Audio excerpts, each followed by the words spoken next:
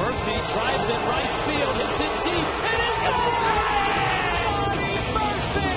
My goodness! Paulino, line drive, base hit, ball game, walk off. Line drive, base hit. Donnie Bleepin' Murphy has done it again. You gotta be kidding me! Unbelievable!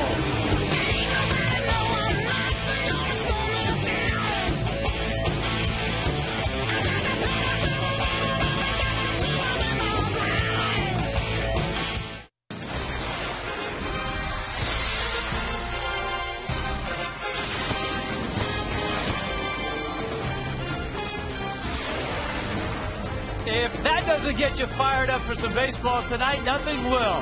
Baseball night in South Florida, Sun Life Stadium, a super Saturday. It's been a super homestand for the Marlins.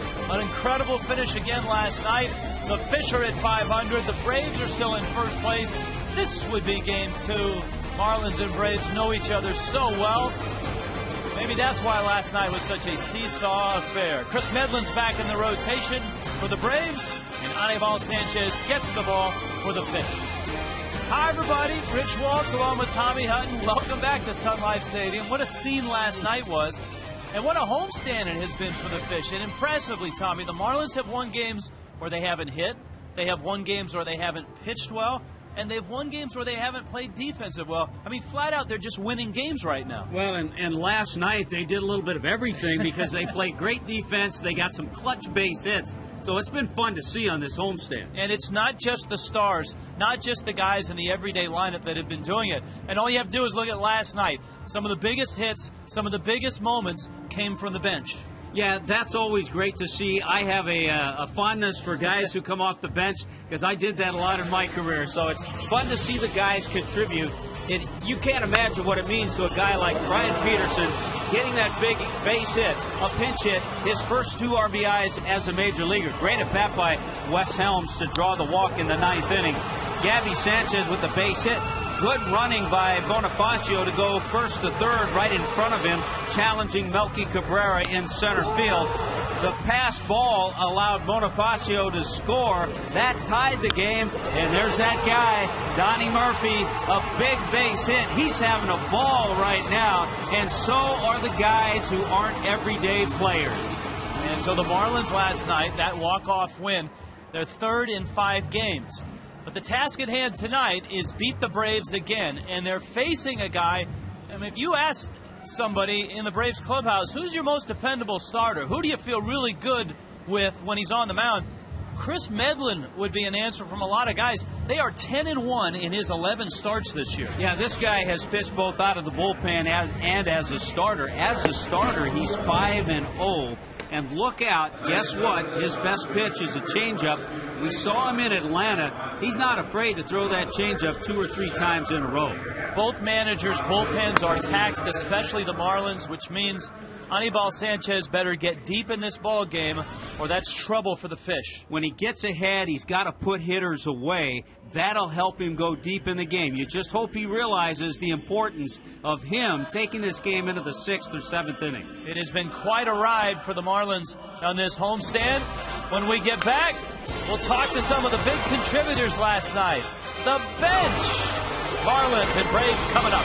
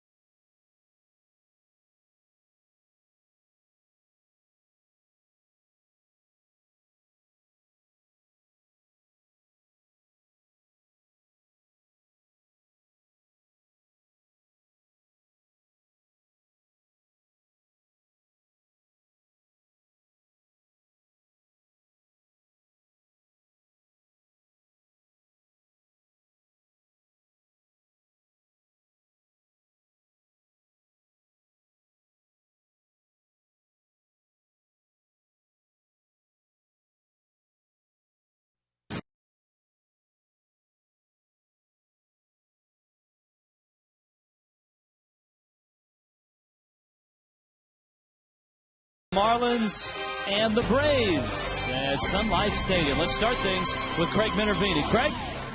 Thank you very much, Rich, and good evening again, everybody. The Marlins really haven't picked up much from the bench other than an occasional splinter so far this year, but in the last week that has changed. It's such a big factor, too, in leading them to exciting wins. Donnie Murphy, who you never even heard of this guy, many fans, up until this past week. He's come off the bench with a couple of big hits. And you've seen Emilio Bonifacio get a couple of spot starts and then even pinch hitting, gets a big hit. His running around the bases is creating havoc for the other team. We saw a caused error in the Colorado series. We saw him force Cabrera to make a bad throw when he probably could have had him at third base last night. And Brian Peterson, kind of an unknown guy, had a hit first time up, last 17 Zippo, and he comes through last night. The bench, a big factor for the Marlins of late. It's unbelievable. Some of these guys, we've just like Bonnie stepped in, lead off triple, ends up winning the game with his run. Petey steps up yesterday, big 2-out single, 2 RBIs. It just seems like we're getting a little more confidence in those roles, and we're starting to do big things and helping the team out. The bench has been unbelievable, and it's a good feeling when we have all 4 or 5 of us kind of pulling for each other on the same page, and one guy gets the call. And, we're cheering for him, or if I get the call, everybody's on my back. So it's just a good feeling to be able to contribute and help out, and it's just awesome. They come in and do whatever they need to do to be prepared for that moment. So I think it's what you need from the bench guy, always being prepared. And they know their role, they know they got to do it in that moment, in that minute, so they've been doing it. And it's good to see that you can count on those guys late in the game. Brian Peterson pinch hit, it was amazing. I mean, he haven't taken a bat for more than a week now.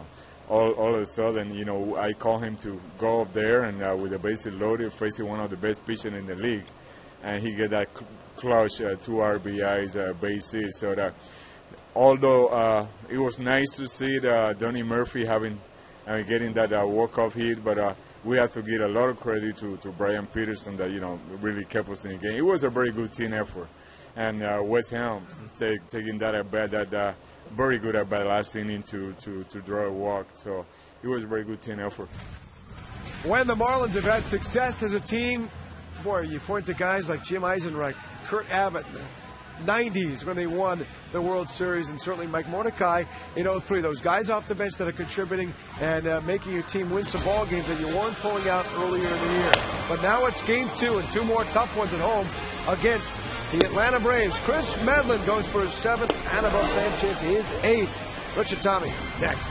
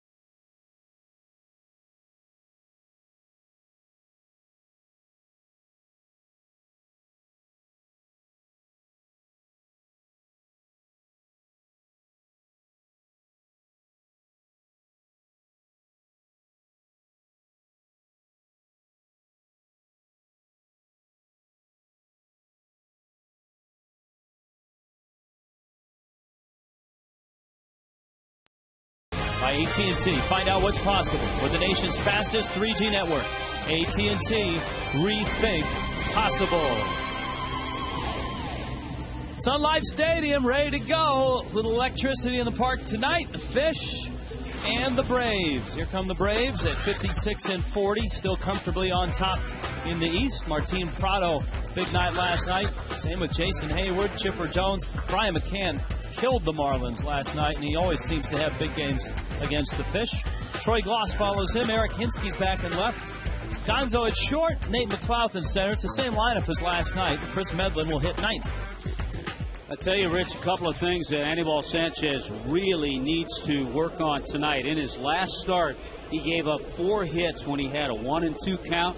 He gave up 2 hits on 0-2 counts. He needs to put hitters away That'll allow him to get a little deeper in this game, and he needs to do that. Martin Prado. He takes a strike. Prado, a big night last night. He was 3 for 5. Had a solo homer, 2 doubles. Sanchez misses up. This is a lineup that if you nitpick and you nibble, they will wait you out. They lead the National League in drawing walks. And they got some hitters in their lineup that'll chew you up. And Prado goes deep. First batter, Martin Prado, playing like the all-star that he is. It's his 2nd homer of the series. Only the 5th homer given up by Anibal Sanchez this year. That's the amazing thing. The fact that Sanchez has been able to keep the ball in the ballpark. But here's a guy who has more hits than anybody in the National League. You get a cookie like that, and you're a hot hitter, you're going to jump on it. And Martin Prado certainly did. He's 6 for 17 in his career now against Anibal Sanchez. Prado may just be the MVP of this Braves team. 2nd in the National League in hitting, behind Rafael Furcal. That would be a strike to Hayward, and it's 1-1. Hayward looked good at the plate last night. 2 hits, 2 walks, and a loud line drive out.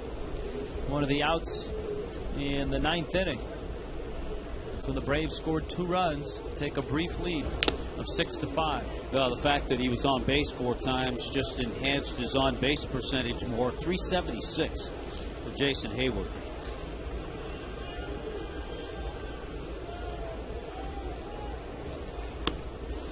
Sanchez walks him. So homer or walk is not what Randy St. Clair and Edwin had in mind. TGI Fridays brings you the defense. Well, let's check it out with Chris Coughlin, Cody Ross, Mike Stanton. No changes there. No changes in the infield. What a couple of nice plays the infield made last night. Hanley Ramirez, Gabby Sanchez, and Ronnie Paulino throwing out Hayward last night. Ronnie's right around 30% in throwing runners out this year. And Hayward will run. Here's Chipper, lines it to Hanley. Fires across. Hayward is back.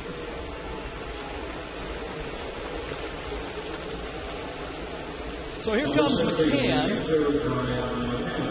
The Braves lead in the East at 6 games over the Philadelphia Phillies, though that's about to be shaved in to 5.5 because the Phillies are absolutely clobbering Colorado 10-2 in the 9th inning, and they beat the daylights out of Ubaldo Jimenez. Boy, he lasted just 2 innings and gave up 6 earned runs. How clutch was McCann last night? Well, about as clutch as he was in the All-Star game. Down by 3 in the 7th, 3-run homer. Down by 1 in the 9th, RBI single.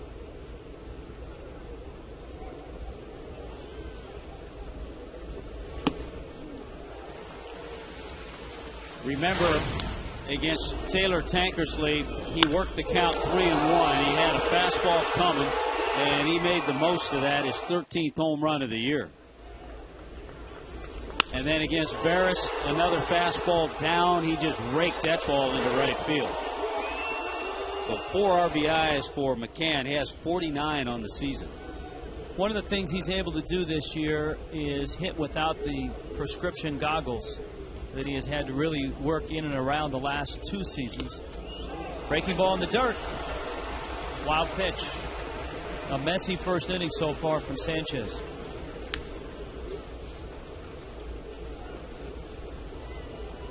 McCann has had LASIK surgery on his eyes twice, has had issues with dryness, has gone between contacts and the goggles, and most of the time he's been in goggles the last 2 years, and that's been really tough, especially playing in places like South Florida or Atlanta.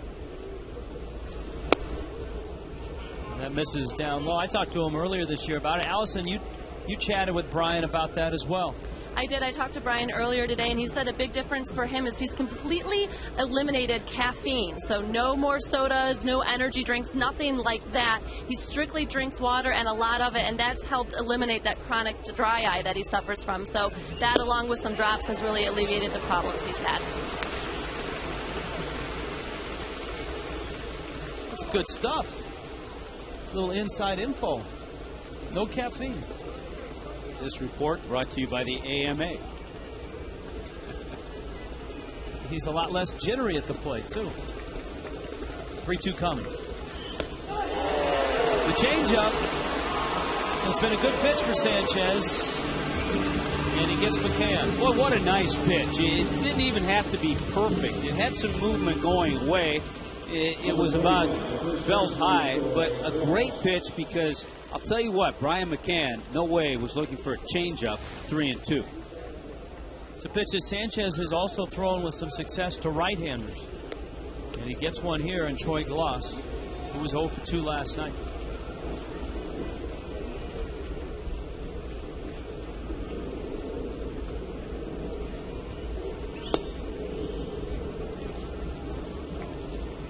Glass in a little bit of a slump right now. His average is dipped down in the 250s. Had a big first half. Goes after a low fastball and pops it out to right. Stanton charges in. Boy, the wind brought that back towards the infield. The Braves will have to settle for a Martin Prado home run.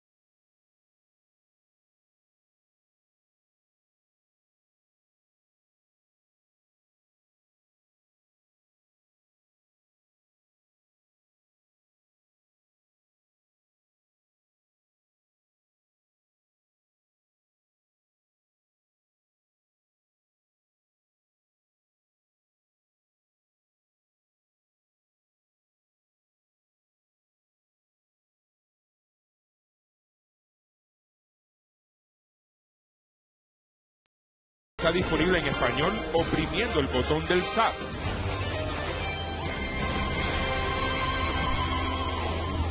Marlins lineup looks this way tonight, 48 and 48. Been a while since the Marlins have been at 500, since early June. Chris Coghlan leads it off in left field. Gabby is hot right now, a 6-game streak and a big night last night. Hanley is not, having trouble driving in runs and getting extra base hits. 16 games without an extra base hit. Uggla had some big hits last night. Cantu, Ross, Stanton, Paulino, and Anibal Sanchez. The last start for Medlin was July 7th. He's had 4 relief outings since then. And when the Marlins saw him on July 2nd, we saw a guy who's aggressive, decent little fastball, but a very good changeup.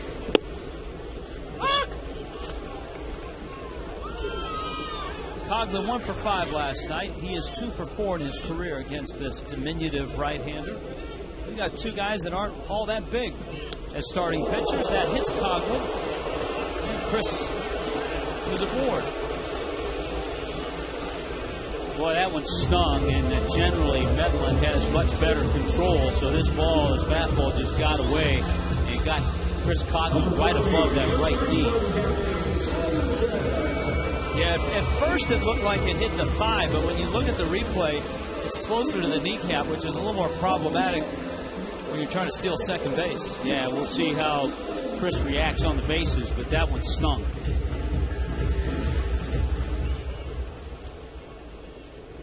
So it's Gabby now against Medlin. Gabby looking long and hard down at Joe Espada down the third base line.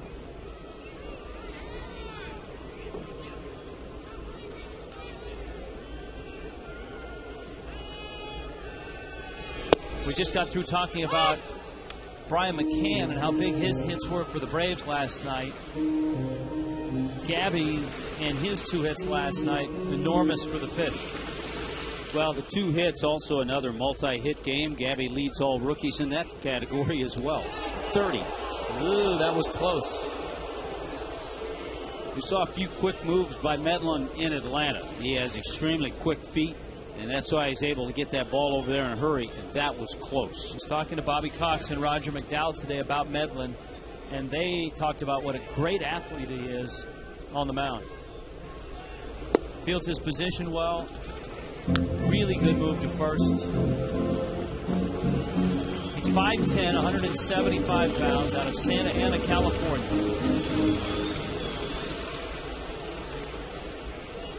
A real valuable type guy to have in your rotation and on your staff. Gabby line drive base hit, left center. Over for it is McLeod. Coughlin's going to take third. How's the knee? And McLeod won't even throw to third. How's the knee? It's just fine.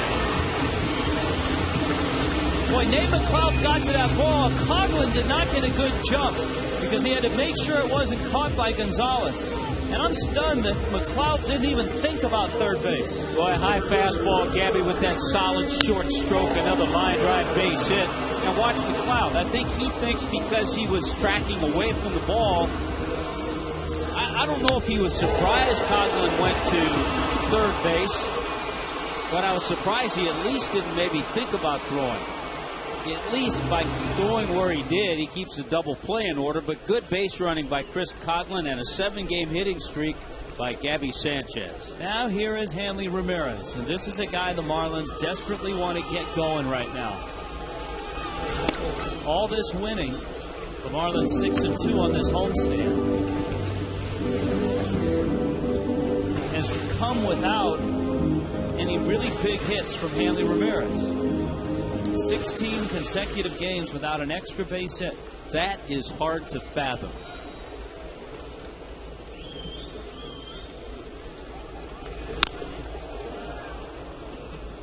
But in a small sample size, Hanley's 4 for 6 with a home run against Chris Medlin. Second half, and of course, post All-Star break, and some have lobbed out the thought that maybe the home run derby did something to Hanley's swing.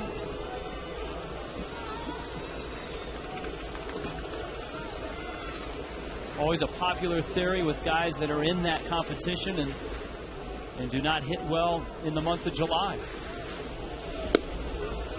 Medlin throws that changeup and just misses. It's 2-1. Well, I think even before the All-Star break, Hanley's swing had gotten a little long. A lot of it has to do with his leg lift and the way he drops it down. Sometimes he drops it a little too far forward, and that slides him a little. His hands get a little slow. Pretty good pitch to hit there, fastball. And it's all about timing. And I think when you have that leg lift, it's a little harder. It's something you really have to tweak all the time. Count 2-2. Hanley's been working on it with John Maley, Marlins hitting instructor. Maile said he's getting close. Just watch. Hooks that ground ball. Now there's a perfect example of a pitch that Hanley normally drives to right center field. Changeup, a good pitch by Medlin. But when you're out front and you have that kind of swing, Hanley just glad that he fouled it off.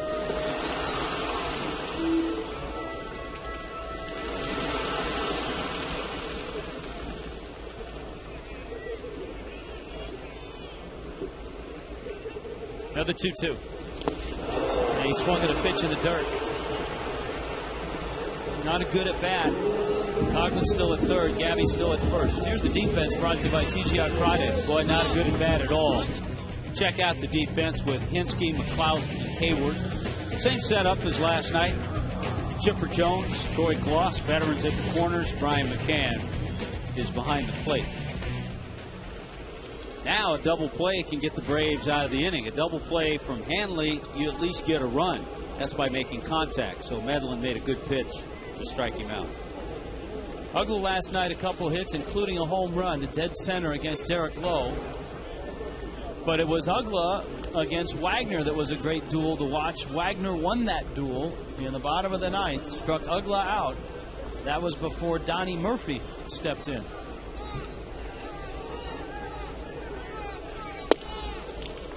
Uggla takes a fastball right down the heart of the plate.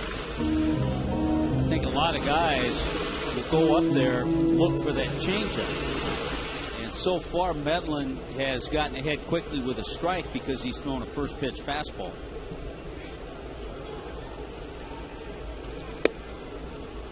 Another fastball.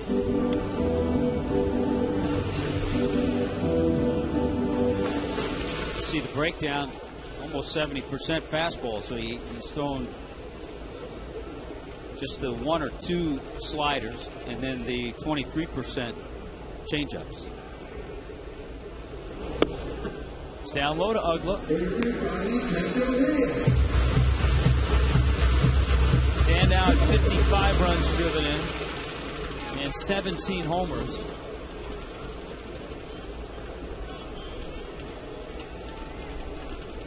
.138 career homers, tied with Miguel Cabrera, second on the all-time Marlins list.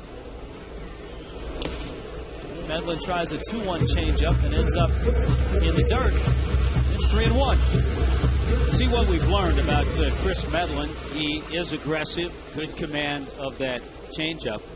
And yeah, he was tough on the fish in that start in Atlanta. 6 1/3 innings. He gave up just 6 hits and 1 run. Got a no decision in that game. 3-1 coming. Boy, that changeup, even with a hanger, but was successful. And it shows you what he feels about the changeup. Not afraid to throw it. 3-1. That was up and middle in. That was a good pitch to hit. Cantu's on deck. See if he throws it again. 3-2. Runner goes, and the Marlins get a run home and stay out of the double play. Uggla is out, but Coughlin scores. Boy, that's a small thing. It's very subtle.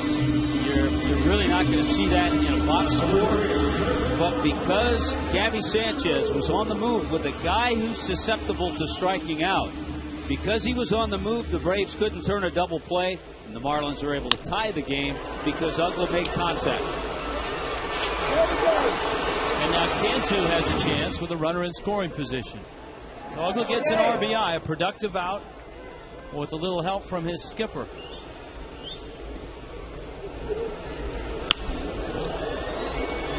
Cantu gets a first pitch fastball as well. I think he was ready for it.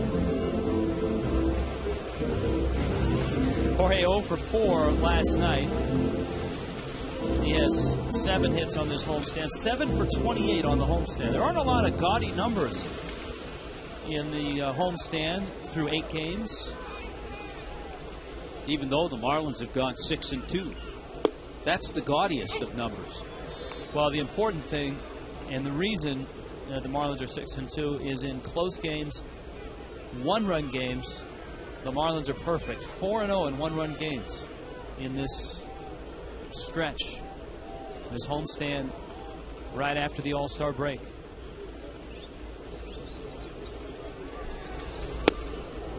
Marlins, of course, 0-1 in 10-run games. Yeah, we've talked about the club getting back to 500. June 4th was the last time the Marlins were at 500, 28-28.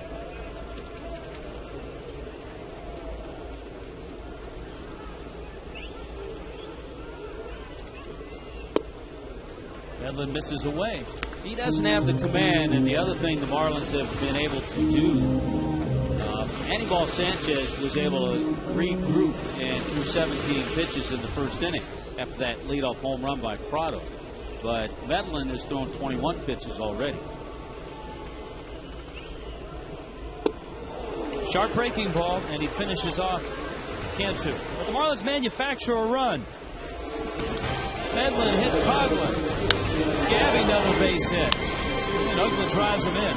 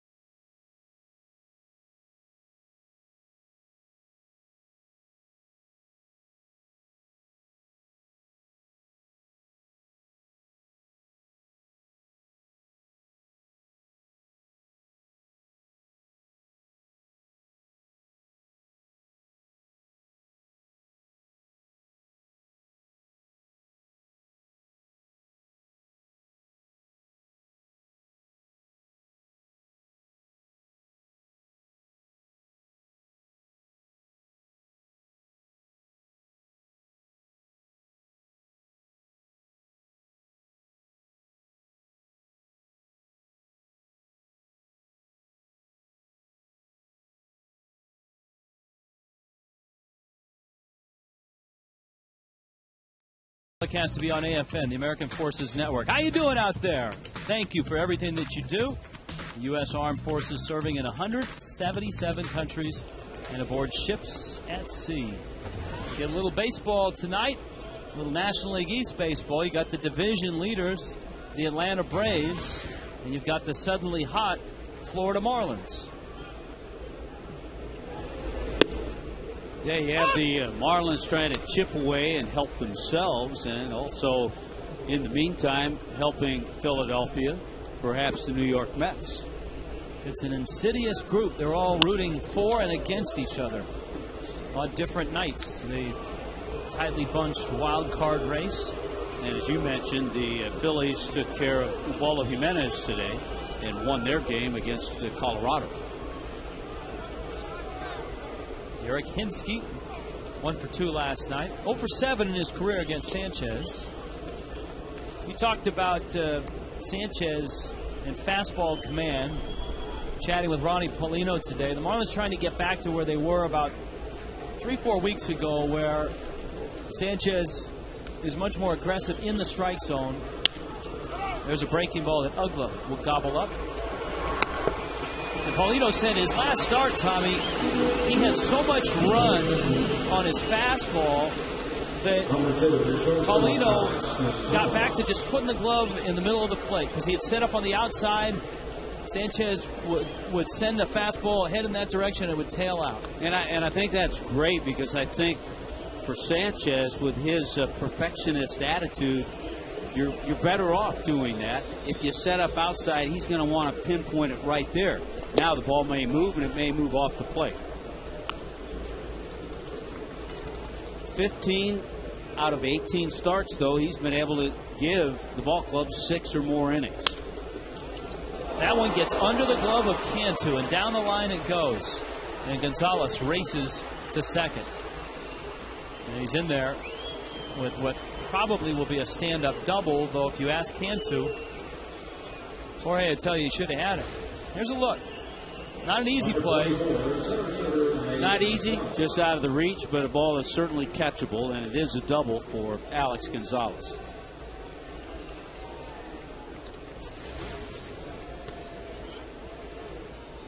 Nate McLouth stands in.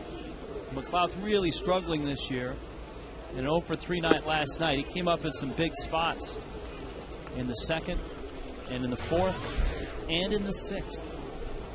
And he left a ton of guys out in scoring position. He's got Gonzalez out in scoring position right now. If Sanchez can get McLeod, then he can go after Medlin. This is a guy, a couple of years ago, you looked at him, he won a Gold Glove. You thought he's going to be around as a steady major league player. 26 home runs, 94 RBIs with the Pirates. Stole 23 bases, had 46 doubles. That's why the Braves went and got him last year. Jordan Schaefer started last season. A young outfielder, a prized prospect in the Braves organization. He went through hand injuries and struggled. The Braves acquired McLeod. They figured they had their center fielder for the next 2.5 seasons at least. Yeah, center field has been a real puzzling position for the Braves. There's a good example of that ball right there that Sanchez just threw ran right out of the strike zone. See the target right down the middle? Look at the run. Now on Fox Tracks, it shows that it ran over the plate. It's a tough pitch to call. There's a roller out towards second. Because Fox Tracks picks up where the ball goes at the front of the plate, which is supposed to be the strike zone. But for an umpire, you see that ball dive bombing and cutting outside. It's tough to call that one a strike. Home plate umpire, Marty Foster. Yeah, look at it. Starts off the plate in and then moves away and down. Somewhere along the line in its direction toward the catcher's mitt of Ronnie Paulino, it did cross the plate.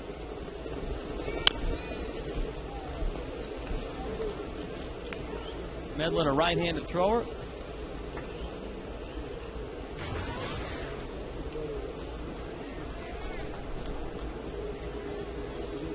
And he stands in on the left side of the plate. You talked about Medlin being a good athlete. And he is a switch hitter.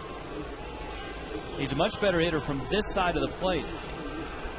273 from this side of the plate. So we don't go to sleep on him. And he's driven in 2 runs from this side of the plate as well. Sanchez 0-2 against him. And strikes him out with a good 95-mile-an-hour fastball.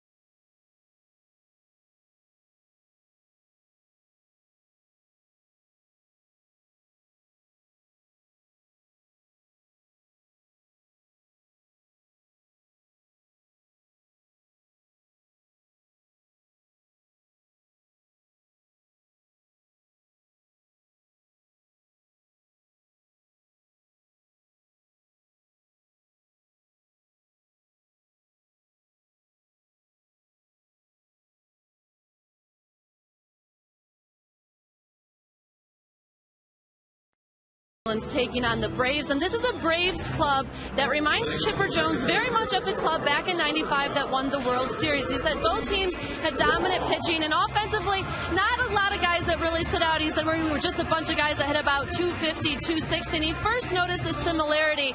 It was the opening day of the season. They scored 6 runs in that first inning. In '95, they scored 6 runs in the first 2 innings. He said other than that, it's just little things that are the same, and of course, they still have that same third baseman and 3-hole hitter and the same manager, and this being the final year for Bobby Cox is all the motivation they need to go out there and win some games for their skip.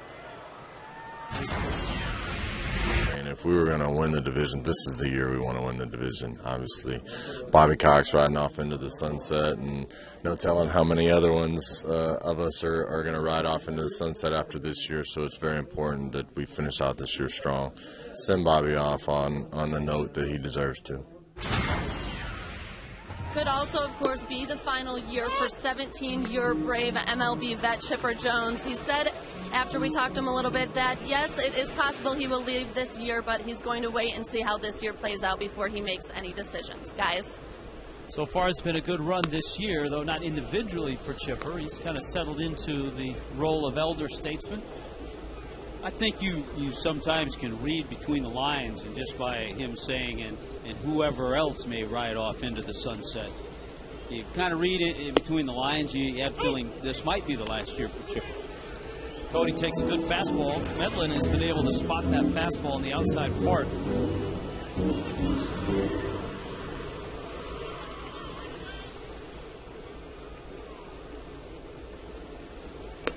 And then run that right under his hands.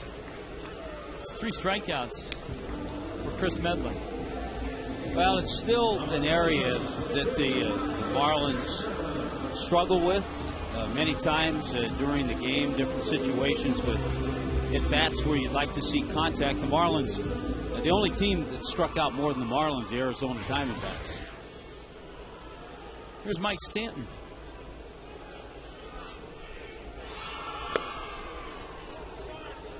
Big question going into this ball game is how long can Chris Medlin stay out there? He was bumped from the rotation because of the All-Star break. Made 4 relief appearances. His last start was July 7th. So essentially a 2.5 weeks out of the rotation. And much like the Marlins had to ramp Alex Sanabria back up into being a starter, I think the Braves are going to have to do that with Medlin. And one of the reasons they took him out of the rotation, the All-Star break was a handy time to do it. They'd like to lower his innings for the season, and they figured a way to do that was put him in the pen for a couple weeks. Sooner or later, the Marlins are going to pull the trigger on some of these fastballs. A lot of good fastballs to hit have been taken early in the game. Maybe that's because Medlin threw so many good changeups on July 2nd when the Marlins saw him. Chipper backs up and fires across in time. Marlin fans, you can play catch with Cody Ross on the field. Just visit any participating South Florida Jiffy Lube and register for the Play Catch with Cody sweepstakes. You could win 1 year of free oil changes, plus the chance to play catch with Cody and more. Visit Jiffy Lube for details. Jiffy Lube, the official oil change of the Marlins. Ronnie Paulino now. That first pitch fastball's outside.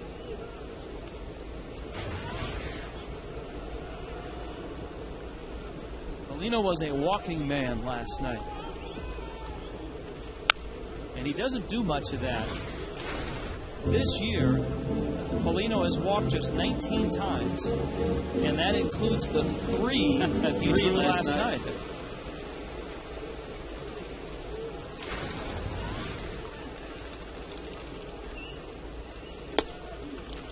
Boy, he has such great arm action with the changeup.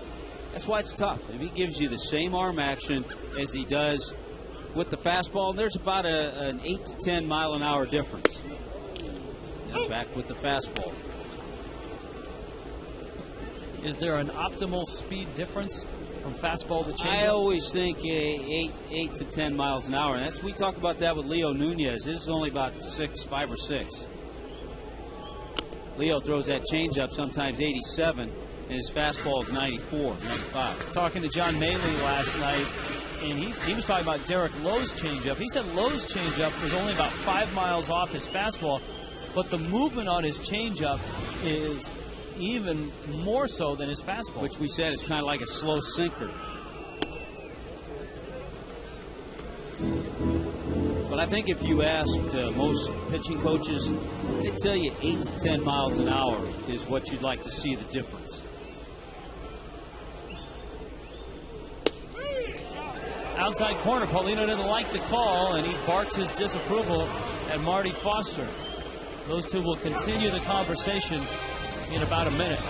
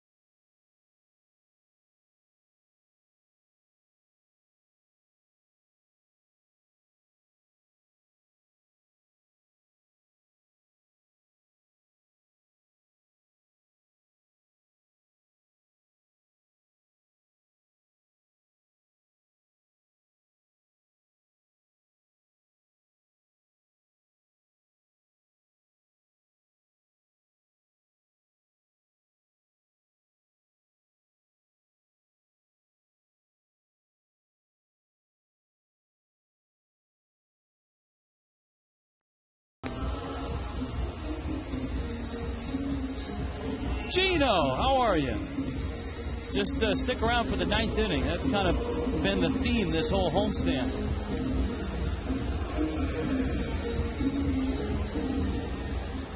Anibal Sanchez. He's got Martin Prado, Jason Hayward, Chipper Jones. Top of the order for the Braves.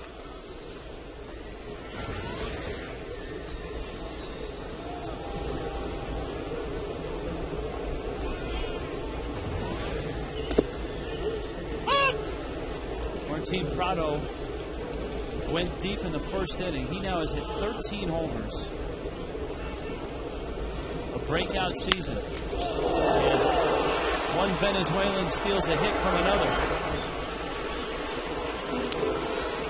Nice play. And that's a big guy to steal a hit from because he's got a ton of hits. He leads the National League. And Prado and Sanchez had a little discussion after that play. Yeah, you're right about breakout. Career high in home runs, 11 he hit last year, and already with 13 this year. He was always a guy that whenever we saw him play, you always say he's a nice little player.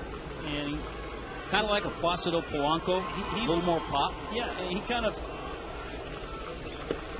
Omar Infante is kind of playing the role of Martin Prado used to have on this team. Play all over the place.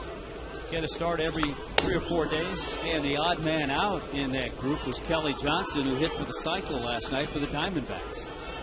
The amazing thing about that, I saw that last night, the last hit that he had to get was the single, which that doesn't usually happen in the cycle. Usually you get the single out of the way early. I think Benji Molina last week needed the triple for his last one and hit a triple. I mean, Benji Molina of all people.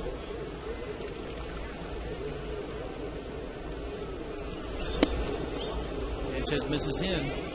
It's 2-2. Jason Hayward.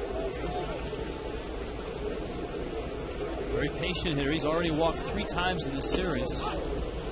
And he takes down low. He's very polished at this age, and it comes from playing in that East Cobb youth baseball area. Select teams, travel teams.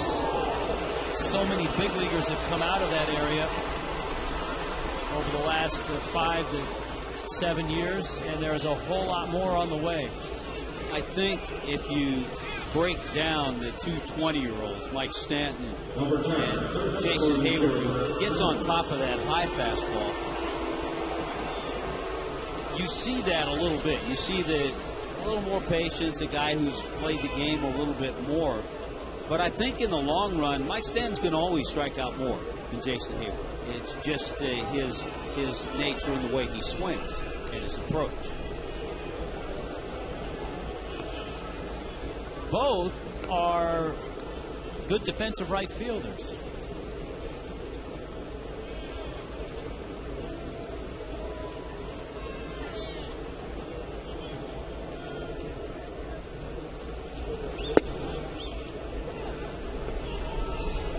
Chipper takes the ball. Chipper 2 for 12 in his career against Anibal Sanchez.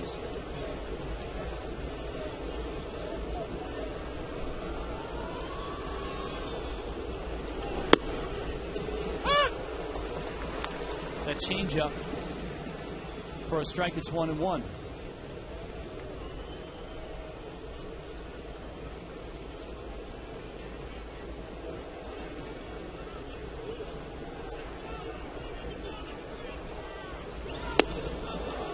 Nasty breaking ball. It's 1-2. Chipper, of course, from up near Jacksonville, and a guy that was at the Bulls Academy.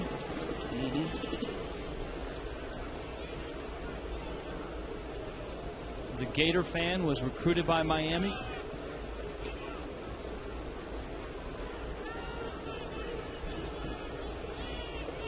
He is still owed an awful lot of money. $13 million next year and $13 million in 2012. So if he walks away, there may be some sort of a settlement. Well, you also have the feeling that in some capacity, Chipper Jones will be associated with the Atlanta Braves. Oh, absolutely. Spring training instructor, special assistant to the GM. Hayward bluffed, and that moved the Marlins infield. Counts 2-2.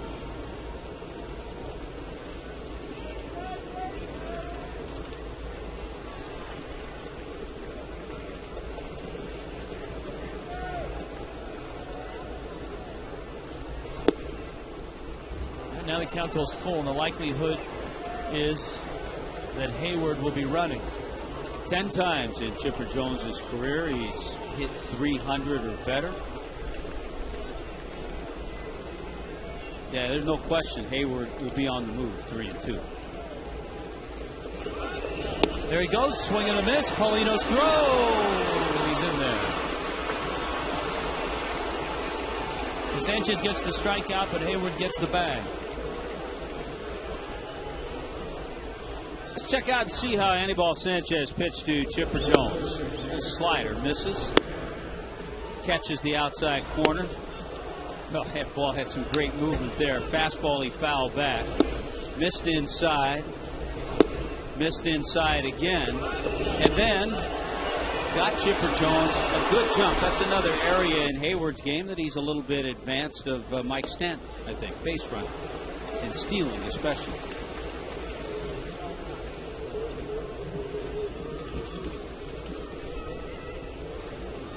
Yeah, Hayward has the look of a 6-7 year veteran. It's amazing when you just keep reminding yourself he too is 20 years old. He'll be 21 in August. And that's what impressed the Braves in spring training. I think initially in spring training, I'm not sure if their thought was to have Jason Hayward starting in right field. Almost to a man, scouts this spring all said the best player they saw in Florida in the spring was that man. Yeah, every scout that we had a chance to talk to, yeah.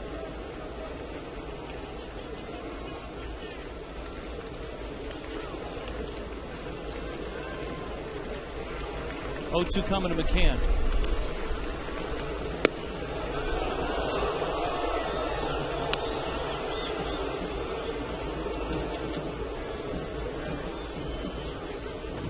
Sanchez pitch count at 50. And you see the breakdown by inning. He struck out McCann in the first. But not this time. McCann's going to drive in a run. Bangs it into right. And the Braves reclaim the lead. Well, the bottom line, Brian McCann is just a tough out. And stolen base. Pitch was up. Stolen base allowed McCann to bat with Hayward at second. And there's the RBI and a lead for the Braves. Now Gloss.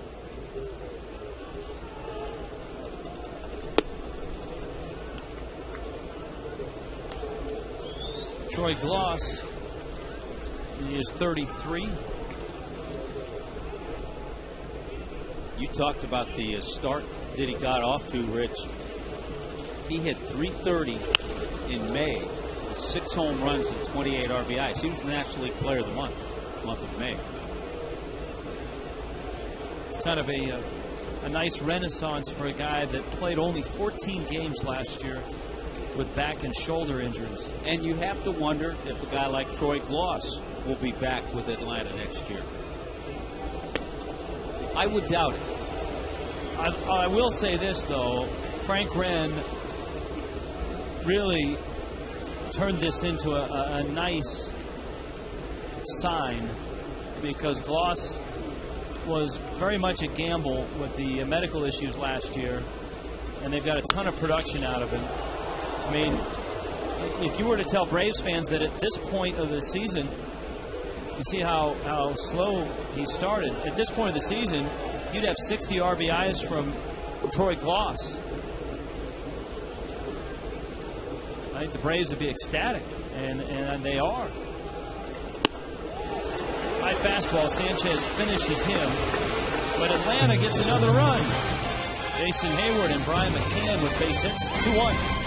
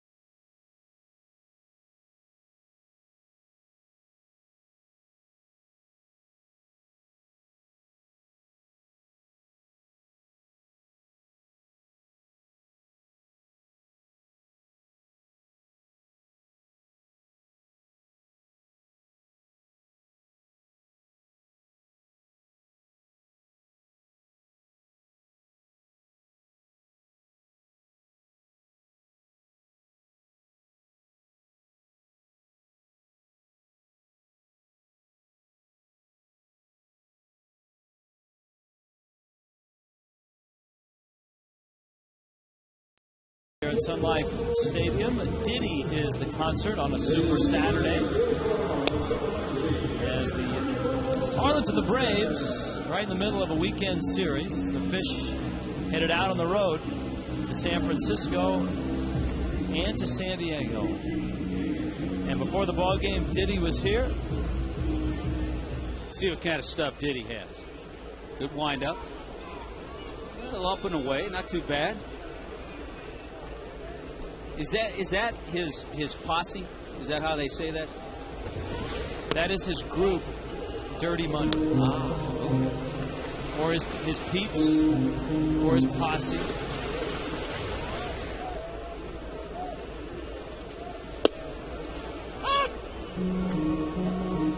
It's all about the Benjamin. Oh, come on.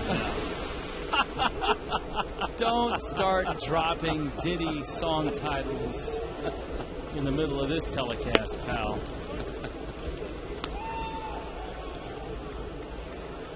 Sanchez with the count 2-1.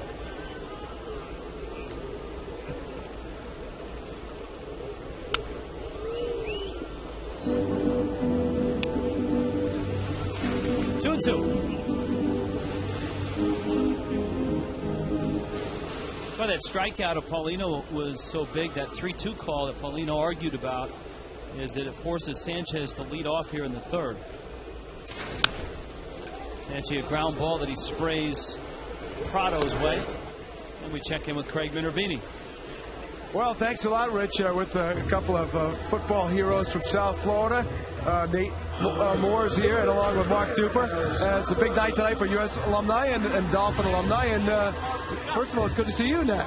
Well, it's good to be here. You know, being I work here in the stadium, I stay so busy, I don't get a chance to come out and catch any of the games. So with the Gators having a Gator night tonight, it was a great opportunity. I wasn't working, so and so far, good game. We'll see you on Breakfast with the Gators, of course, on Sun Sports during the season. How are things looking for both of the two football teams, the Gators and the Dolphins this year? Well, I think both teams are right where they would like to be. I mean, of course, with Tim Tebow leaving, you know, it's going to give John Brantley a chance to showcase his wares. But both teams offensively should be strong, both the Gators and the Dolphins. And there's been a lot of change up in Gainesville defensively. New coordinator, a lot of defensive guys have left. And it's the same thing with the Dolphins. You know, we got a new coordinator and couple new guys coming in. You know, Jared Odrich was our first-round draft pick. You know, so a lot of changes on the defensive side. So it's going to come down to the offense taking control of the game early and giving the defense a chance to catch up. Both Nat and Dupe, of course, are in the Dolphin Hall of Fame, and their numbers up here. Hey, Dupe, you played a little baseball in your day? I didn't hear you. What'd you say? Play a little baseball in your day? Yeah, when I was a teenager, I played baseball. You were a catcher. Yes, I was. Definitely a catcher. Mm-hmm. Did you enjoy baseball at all? Oh, yes. I enjoy baseball. Baseball, basketball, no football. I didn't play football until my last year in college, but baseball and basketball, I played a lot of it. Imagine a catcher with that kind of speed, huh? He couldn't hit the ball. That's why. I'd have knocked that ball out of the park where he threw across that plate earlier. But no, you know, Duke is a world-class athlete, you know, a guy with great speed. And, you know, it shows you his ability when he came in here as an untested rookie. And in a matter of 2 years, you know, his career took off. He showed the softness of hands, the willingness to learn, and the ability to adapt. And him and Marino and Clayton set all kind of records. You guys were fun to watch on the field. We'll look forward to watching you again the football season on the Dolphin coverage, of course, preseason, and, of course, the Gators games. Good to see you guys. Thank you. All right, thank you. Back to you. Did you see that Mark Duper had the Marlins rally drum in one hand? Well, I tell you what, a couple of guys who made some spectacular plays in their careers. Well, we saw Diddy's first pitch. Did Nat Moore get to throw out a first pitch? Well, I remember Mark Duper said he'd knock that ball out of the ballpark. Not too bad, but I think Duper would have been all over. Oh, man. Just like Sanchez is all over that one. Gabby is red hot. Coughlin's racing towards third. Espada will send him. Here comes Coughlin. He will score. And Gabby ties the game. What a great show with these two rookies, Jason Hayward and Gabby Sanchez. They're matching hit by hit. Hayward has a base hit. Gabby has two. Don't make the mistake with the hanging breaking ball. Here it is. Gabby jumps on it. Another double for Gabby Sanchez, who continues to lead all rookies in hits. It's our Checkers double of the game.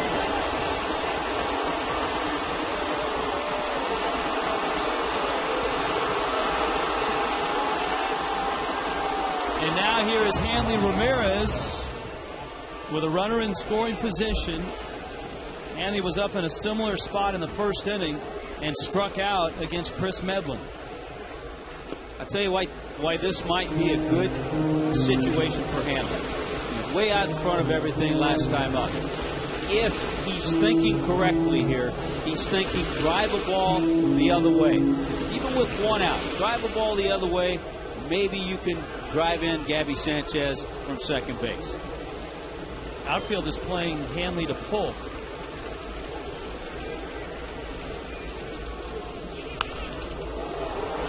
And Hanley fouls that one back. It's 1-1.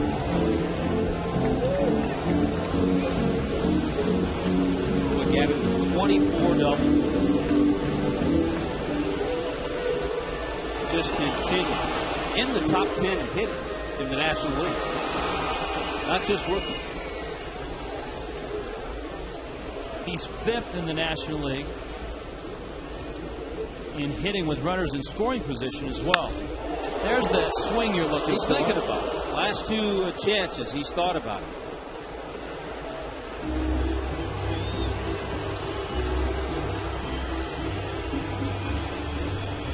In Exmo.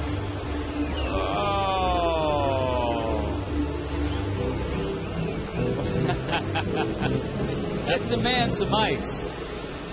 Don't rub it.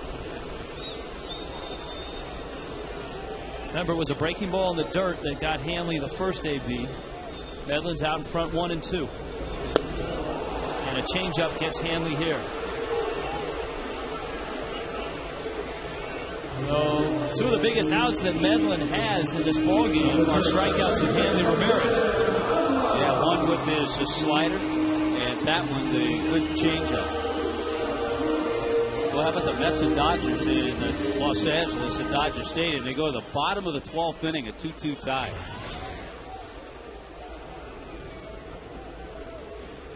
Uggla drove in the first run with a ground ball out. Gabby's waiting out there at second. Uggla got a first pitch fastball, but he doesn't get a fastball on this first pitch of the at-bat, a breaking ball. Well, second time around, you can see that Medlin's made a little adjustment too. Starting to throw the breaking ball a little bit more. First time through, it was almost strictly fastball changeup. There's the change. You see the sweat dripping off the brim of Medlin's cap.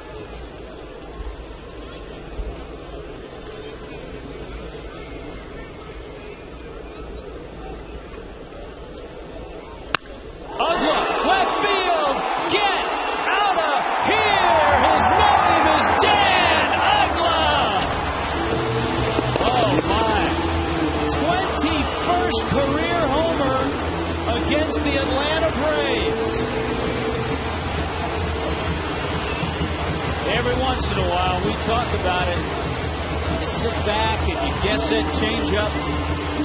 The good chance. Dan Uggla was anticipating a change-up from Medlin. Here it comes. It's in a pretty good spot. It's down, and Dan Uggla takes it a long way, number 18 on the year. Sole possession now of second place on the all-time Marlins list.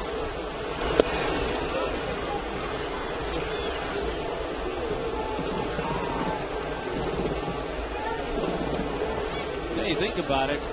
21 home runs now against the Braves. Yes. Put this in perspective. Many more games, certainly. Chipper Jones, 39 home runs against the Marlins. So, you know, you get these two teams going at it, and Dan Uggla's on that kind of pace. You might chat with Bobby Cox, and here's the list now. Uggla's 4 short of Mike Lowell's all-time record.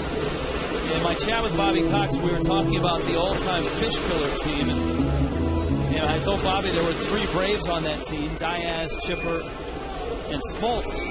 And I said, if there was an all-time Braves team, all-time Braves killer team, as Cantu rifles one into center field, I said, would Uggla make it? And Bobby Cox said, oh yeah. He said, a lot of home runs. And then in his next breath, he said, but a lot of bad pitches, too.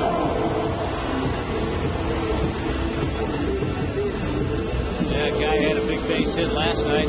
Brian Peterson sitting next to Dan Ugla. Ugla with 3 RBIs in this game. 58 on the year.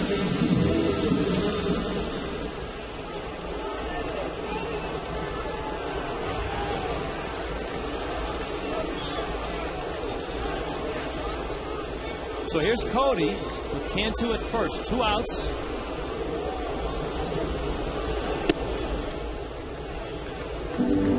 Remember this. In his last 4 appearances, Chris Medlin has thrown 17 pitches, 25 pitches, 10 pitches, and 24 pitches. This will be number 62.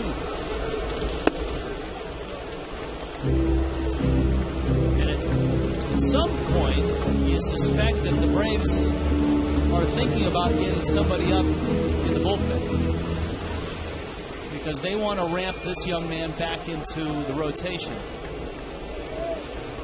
He's working out there now. It's like Scott Olson out there when Olson used to pitch here for the Fish. Yeah. And for those real true Marlin fans, Joe Strong.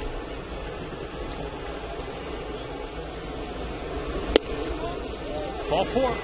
Cody walks.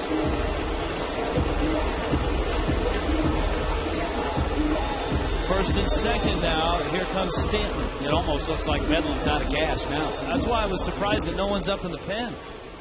Jiffy Lube Fiesta Friday on the 6th, 7:10. Marlins and Cardinals. It doesn't get easier for the Fish. You've got the Phillies and the Cardinals waiting when they get home. A 4 for 54 pack can be yours on Andre Dawson night. Play Billy Bingo. 2,500 winners will get an Andre Dawson Hall of Fame plaque, courtesy of Supercuts. Frank Fort will be joining us on the phone from Cooperstown in a few moments, on the eve of the inductions. And what will be a great day. We will be able to show you tomorrow some of the highlights of Hawk's speech.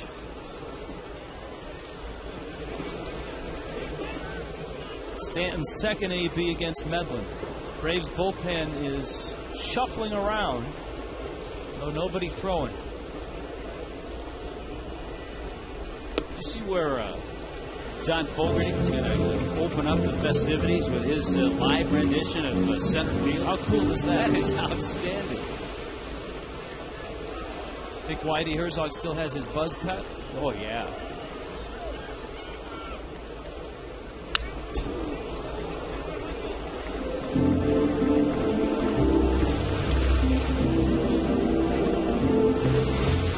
Ball and a strike.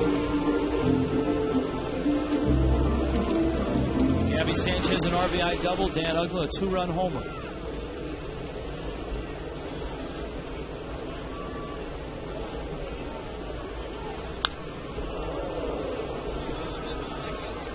In with the fastball. Let's see if he goes out with some soft stuff. That's where a lot of pitchers have tried to tie up Mike Stanton. Good stuff in. Cantu single. Ross walked. It's the first walk of the night by Medlin. He has hit a batter and has struck out 5. And he gets Stanton on a nice changeup. But the Marlins get to him for 3 runs. Gabby drives home Coghlan. And Ugla does the rest.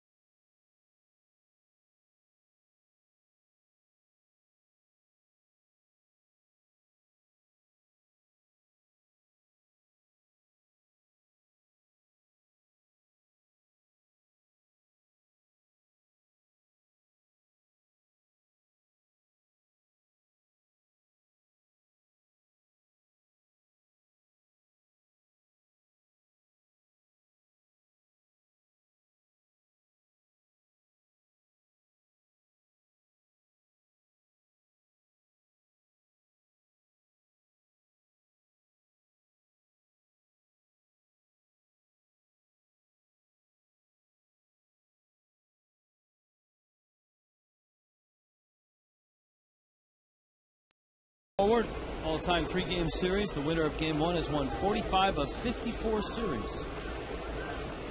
There you have it. The Marlins trying to win this series and have a great homestand before hitting the West Coast and running into some of the best pitching in all of baseball in San Francisco and San Diego. Yeah, I don't know if you can consider it a break because they have tremendous pitching, but the Marlins will miss Tim Lincecum. He's pitching tomorrow, but they'll get Barry Zito, Matt King, Jonathan Sanchez, a talented left-hander, and the young lefty Madison Bumgarner. So 3 lefties in that quartet. Sanchez has gone 3-0 on Hinsky, Gonzalez, and McFlau. See, they're trying to revive Medlin. Well, when you come back out after your team has given you a 2-run lead, you want to go right after that leadoff guy. And the mistake falling behind 3-0, now Sanchez going to have to throw some pitches. Comes back to make it 3-2, especially when you come back out to 6, 7, 8 in the order. To an opportunity, and he still may be able to do it if he can get Hinsky, but an opportunity to have a low pitch in it.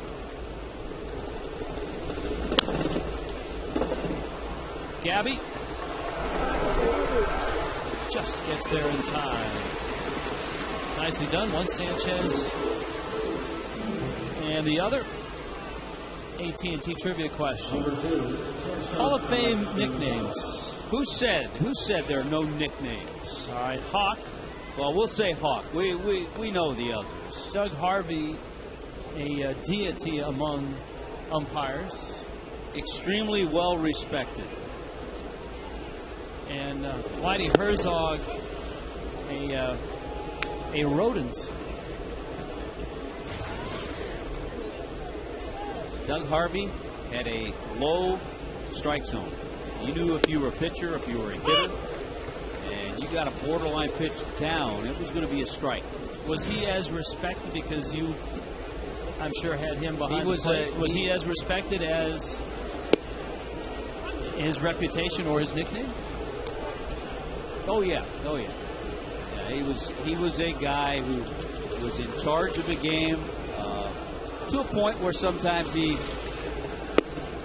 made everybody think he knew everything and every rule, but he took charge of a ball game and he was respected.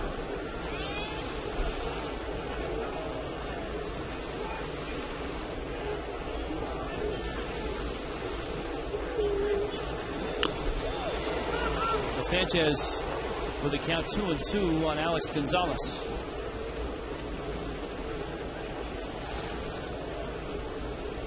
Right there, he starts with the changeup grip, but then goes to the fastball. Four-seamer.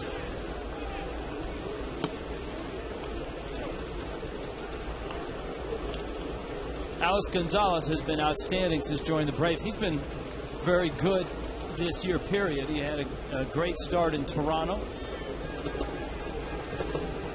He was part of that home run fest in Toronto. He and Jose Bautista.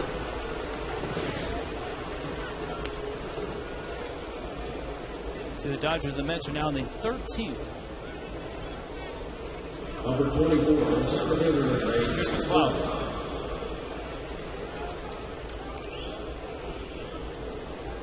Toronto still leading the American League in home runs.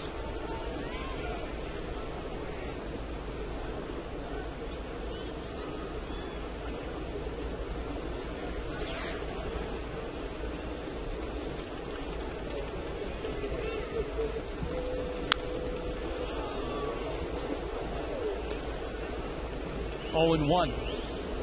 Not the count here. Sometimes a manager in a situation where you get a hit and run count, you put a hit and run on with a batter up there who's struggling.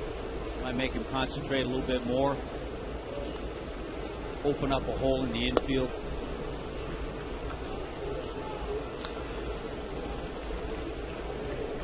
But the other thing with Clouth up there and Gabby holding the runner at first base, he's got that hole on the right side.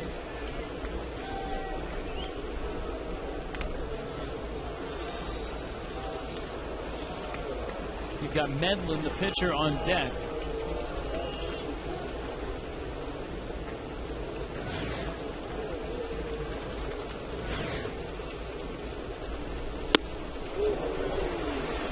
Good live fastball.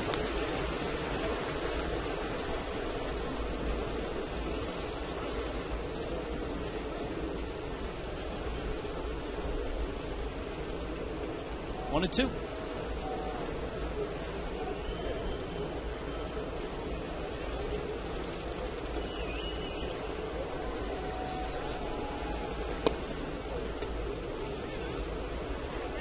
That's as hard as Sanchez has thrown tonight, 96 miles an hour. A lot of deep counts, though, and that's why he's thrown 73 pitches already. And he has just one out here in the fourth inning. As we've talked about, both bullpens taxed. The Marlins have a couple of arms they want to stay away from. And another thing that Edwin was talking about, the Marlins don't have another off day until they return from San Diego. So when you get that off day, you can back everybody up, give everybody an extra day. But not going to be able to do that until after this road trip. Gonzalez not running at first. Foul pulls and foul. The other thing the Marlins could do, say tonight they run through 5 or 6 more relievers, they have to make a move to bring up a starter, and in all likelihood it is Chris Volstad. There's your pitch by inning. The Marlins, at the same time they bring up Volstad, could probably find a relief arm down in AAA and bring that guy up for tomorrow's game as well. Yeah, in talking with Edwin Rodriguez, he told us, he said, you know, you have to think about great pitch. You have to think about the whole series. But when you get a chance to win a game, you have to think about that. And then he paused and he said, we can always get another pitcher here. Freezes with Cloud with that pitcher.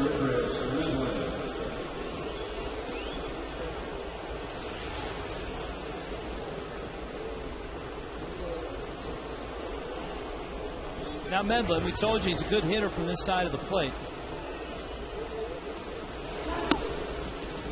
What a great night for a ball game. Big crowd. There's a lot of energy in the ballpark. The Marlins have momentum, having won 3 straight.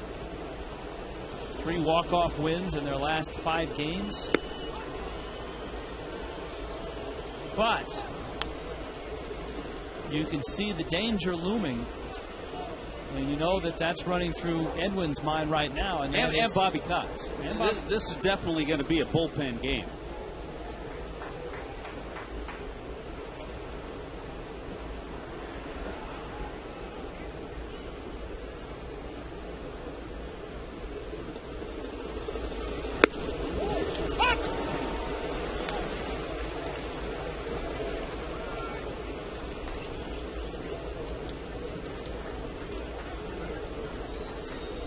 There's the Braves pen. They've been worked hard lately. Yeah, you know that Jose Veras is off limits. Marlins would like to stay away from Clay Hensley. Yeah, you get the feeling that, you know, you probably, I mean, we might see Clay Hensley, but they probably like to stay away from him. Oh, yeah. You can see Sanchez angry at himself. It took him that long to get through the inning. But he gets through it, and the Marlins hang on to their lead.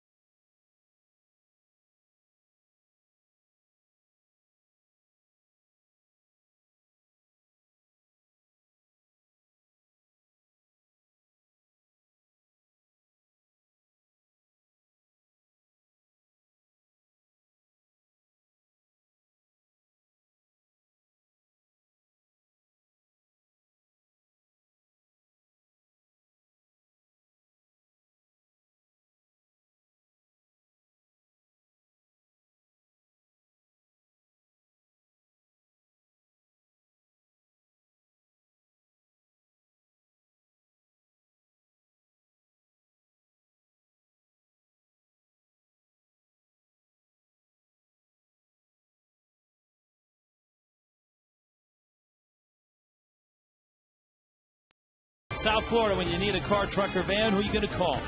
1-877-MAROONY by South Florida Ford. Visit southfloridaford.com for great offers. And by Checkers. Little place. Big taste. The moon over Miami. On a baseball night in South Florida, Fish and Braves.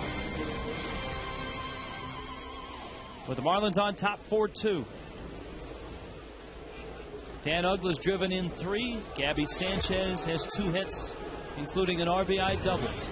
Ronnie Paulino goes after Chris Medlin's first offering, and a low liner that Hayward picks out on the lights and makes the catch. Of course, tomorrow in Cooperstown, a Miami legend goes into the Hall of Fame, and joining us now, another Miami legend, Frank Ford. Hi, Frank.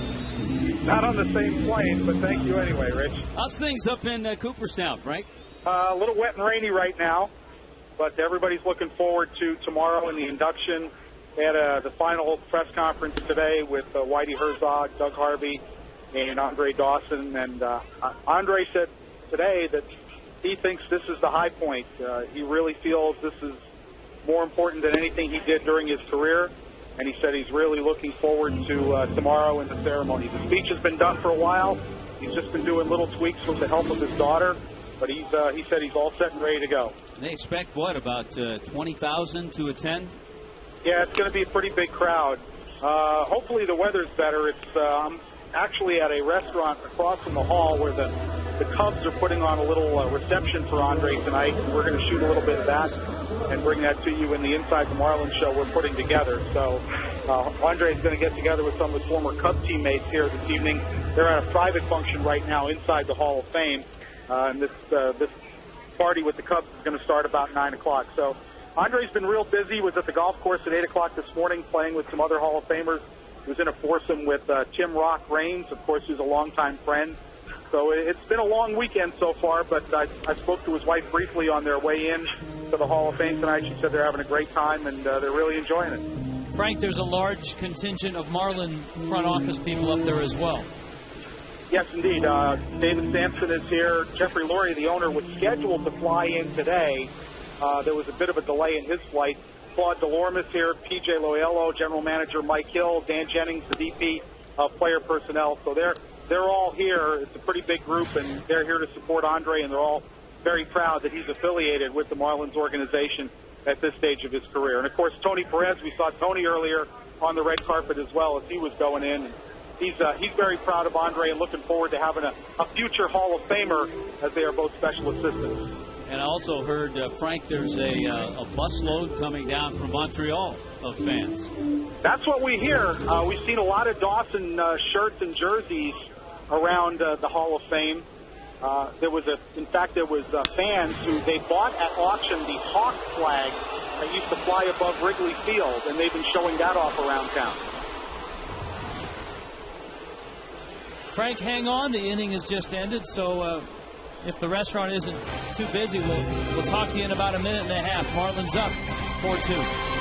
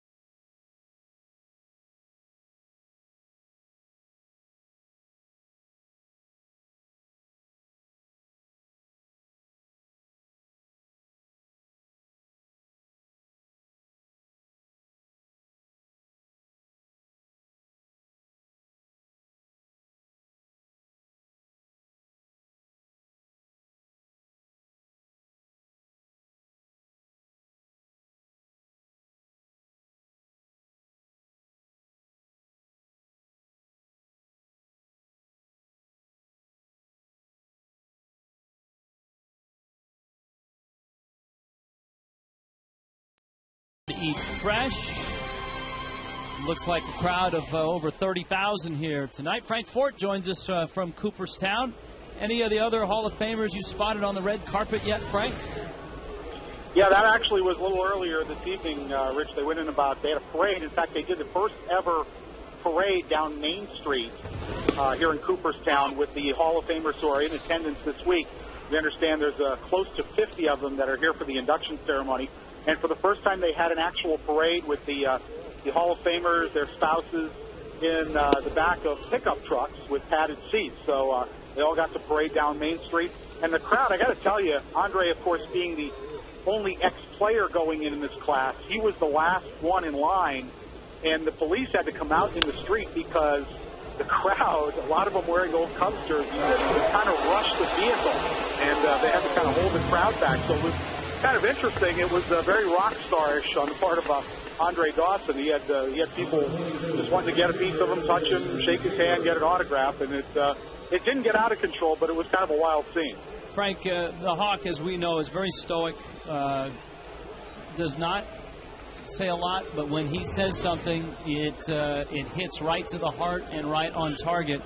The other night we asked him when he was here if he was going to get emotional, and he said probably at the end of his speech when he talked about his mother and his grandmother. You get that sense being around him the last 24 hours? Yeah, and talking to him, we went to his house the other day to interview his wife Vanessa and their two children, Amber and Darius, and also to do a preliminary interview with Hawk before he came up here. And I kind of got that feel. Even his wife said, yeah, because his mom and his grandmother meant so much to him. And in fact, the day it was announced that he had been elected to the Hall, Andre at his press conference that day said the first thing he did was go to the cemetery and speak to his mom, saying, you would be very proud of this moment. I wish you would be here to see this. So I think when he gets down toward the end of that speech, I do think there's a very good chance that some tears will be flowing. Anibal Sanchez right now facing Jason Hayward after a great play by Jorge Cantu. And Marty Foster is not giving Sanchez that pitch. Two straight breaking balls that looked like they were close to the inside part, and neither were a called strike. That fastball on the inside part is a strike. But you can see those two breaking balls were just off the plate. And that one misses. Now Foster takes his mask off. Sanchez says, I'm not angry at you. Edwin comes out. Yeah, I think that's all Edwin's trying to do. Say, hey, look, he's angry at himself. And Edwin just got thrown out of the game. For the first time in his major league career. If he's questioning balls and strikes, that's why. If he comes out to say, hey, I'm just out here to tell you he's not angry at you, he's angry at himself, that's one thing.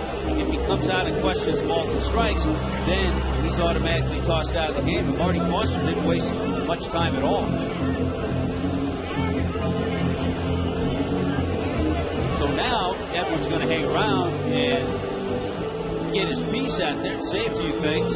But I think as Fox Tracks has shown, Marty Foster has made the right calls. They've been very close, but he's been right there with them.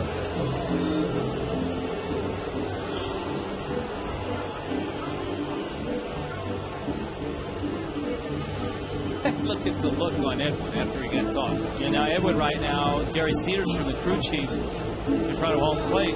Edwin has this demeanor, very calm and cool and collected, but his nickname as a player and as a manager is El Gallo, and that comes from a very fiery personality, and this is the first time we're really seeing Well, that's right. He's going to get his money's worth. You get tossed out, go ahead. Let him know how you feel. And he's doing just that. He's also getting a standing ovation. And the crowd like it, too. Now, he'll turn the lineup card over to Brandon Hyde. And it was off the plate. Off the plate. So every pitch in that sequence, Marty Foster, the home plate umpire, was correct as far as Fox Tracks. Yeah, now you've got Brandon Hyde, who all of a sudden is managing his first major league game. Now, you talk to both of these guys. Now, Brandon has managed a lot in the minor leagues. Edwin Rodriguez has managed a lot in the minor leagues. There's a difference. Here at this level, a little faster, certainly a lot more intensity. Hayward's at first. Sanchez to the plate. Breaking ball, lined into right field. Hayward around second, on his way to third. And Chipper Jones has a single. And the Braves have something going here in the fifth. All right, Frank, we expect a full report, and we'll watch the highlights, and we will be able to bring some of the highlights to our viewers tomorrow. You're a fortunate man to be able to have a ringside seat tomorrow. Well, it should be a lot of fun. I'm looking forward to it. Not my first time in Cooperstown, but my first induction ceremony, so I'm looking forward to it. All right, Frank. Take care, Frank. Look forward to it tomorrow. Have a good night. Frank Fort in Cooperstown. Now, this game is teetering a little bit. It took a great play by Cantu to get Prado. As we saw, Sanchez just missed on the walk to Hayward, but here's that guy again. Ground ball, Ugla to his left, got an out there. Hanley's turn, got an out there! Double play!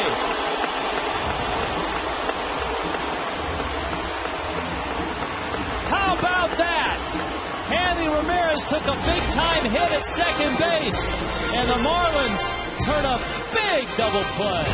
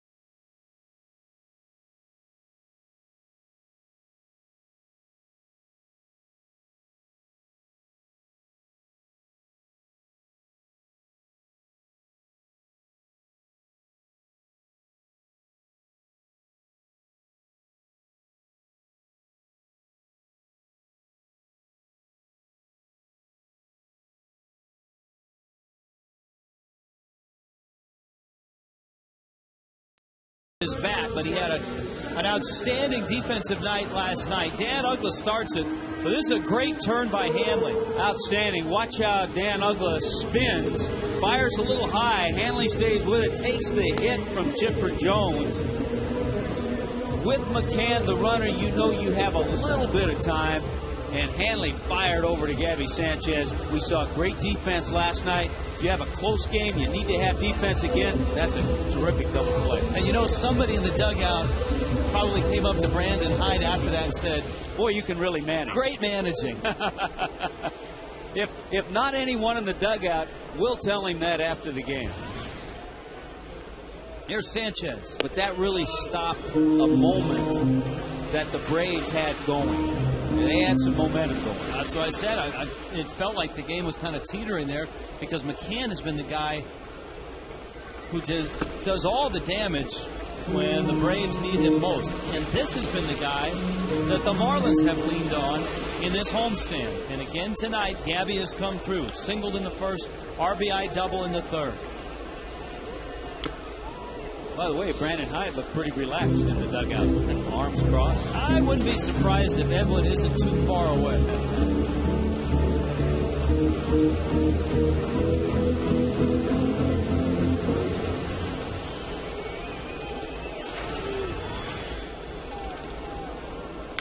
I'll tell you what, the other thing, Rich, it helped Anibal Sanchez. That was his lowest pitch inning, 11th pitch inning. So that double play really helped him in that manner. And he's at 92 now. Well, you got a chance at least to give you one more inning.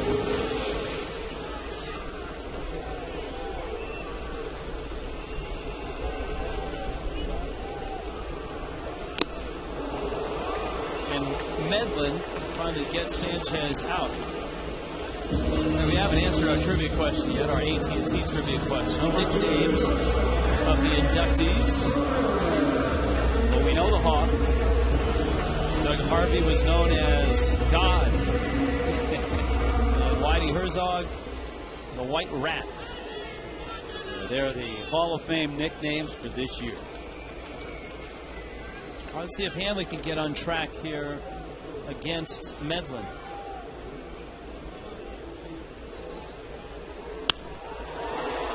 Soft line drive into right field.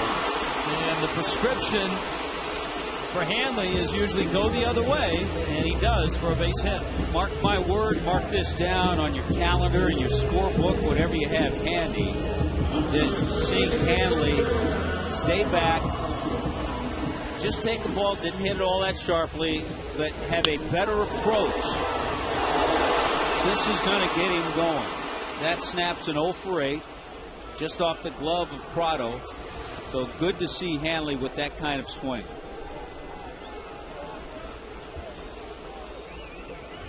Throw to first. The other thing Hanley's done, he's contributed with stolen bases. 20 stolen bases this year.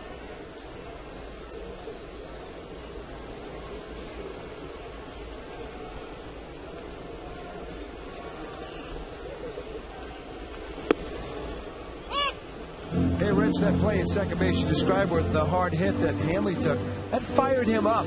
Took a hard hit from Chipper, made the throw, and he threw his arm down in exhilaration. You don't always see a lot of that emotion from Hanley on the field. I think it got him into this game even more. Well, that was a clean hit. It was, and Hanley, you remember last night, really sparked the Marlins defensively with 2 great diving stops going to his left. Uggla, 2-run homer in the third on a hanging changeup, drove in a run with a ground ball out in the first. It counts 1-1.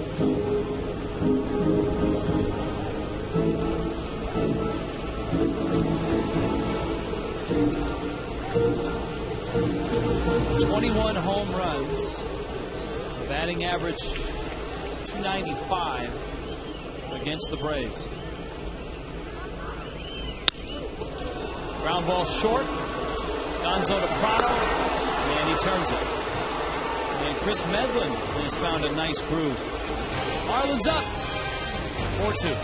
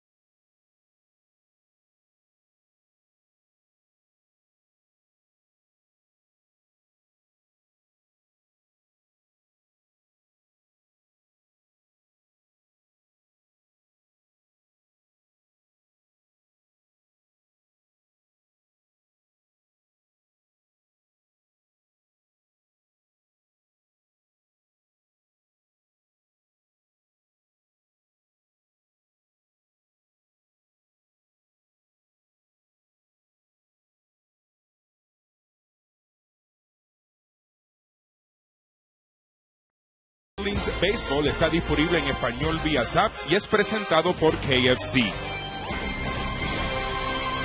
Another great ball game here tonight, and we join our Spanish broadcasters. Guys? Hi, guys. How are you, Richie? How are you doing? Hey, good, guys. Mucho emoción in this game. Definitely. I was telling Cookie earlier, su nombre es Dan Ugler. Just like you guys. Yeah, ever since Tommy got that English to Spanish app for his iPhone, he's been ready for you. Uh-oh. That ball's hit to right center field. And there is Cody Ross. Yeah, you know. Guys, we saw for the first time Edwin living up to his nickname, El Gallo. Yes, he did. He fought very well, didn't he, for those umpires? No question. The only thing I question is the umpire at first base. He got in between him and the umpire at home, fielding Colbert, and he was kind of just pushing him also, you know, getting in his way. I mean, let him say what he had to say, and I think he was asking whether the count was 2-2 or 2-1. That's what he was doing. Yeah, and I think, Cookie, I could be wrong, but I think initially Edwin went out there just to say, hey, I'm not questioning balls and strikes. That's exactly right. But my pitcher is just mad at himself, not at you. That is correct. And then what Cookie's talking about right there, if Edwin makes contact with him, he's getting fined and suspended, but they never say anything about the umpire walking up to the manager, and he basically looked like he was a bouncer at a club. Yeah, that's right. The umpires don't. Although, you know what? Major League Baseball has, I guess, fined and suspended a few umpires for initiating contact or punished them, so to speak. But I don't think anyone's going to get punished for that. No. I think everyone's just going to get the standard. Well, let's just say this, Cookie, you know, too. It's something that I never saw Doug Harvey do. Initiate contact. That is right. Well, at least they stood up and they listened to what you had to say, and then when you had done, they said, is that it? That's it. It's all over, you know? Good high fastball. El ponche.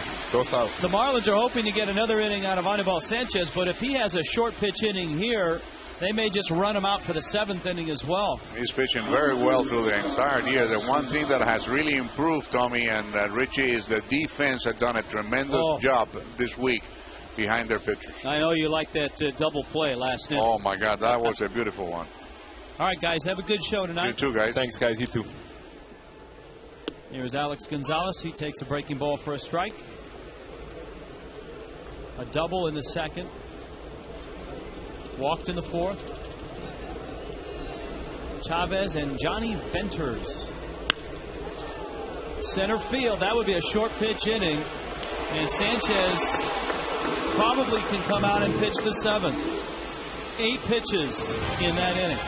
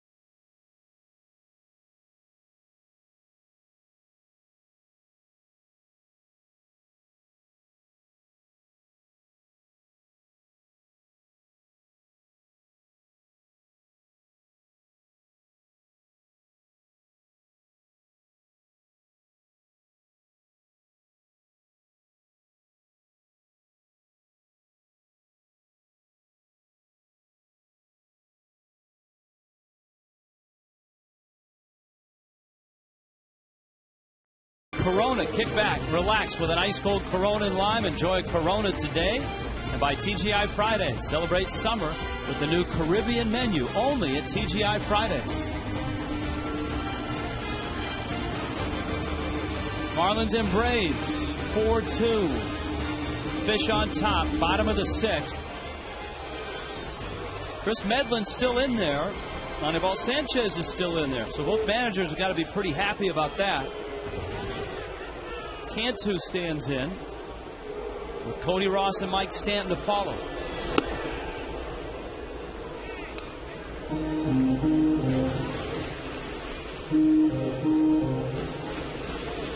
Cantu has struck out and singled.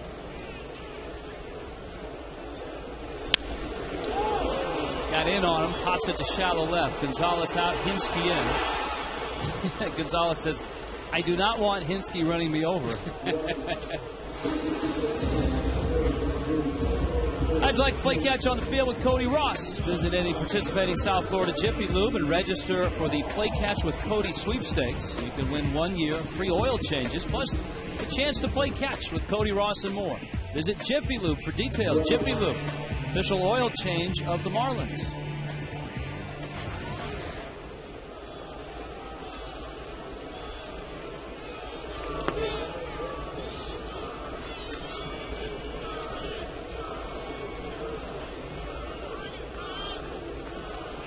Ross has strikeout and has walked.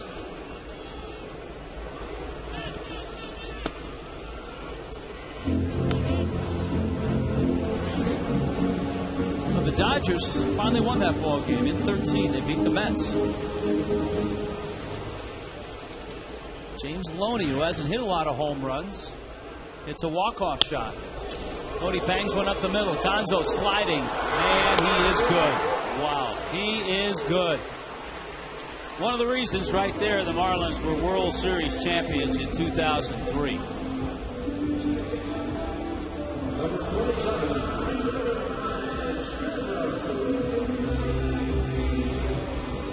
It was a dive, but a controlled dive, enough that he slid on that left thigh and then spun. Look at that.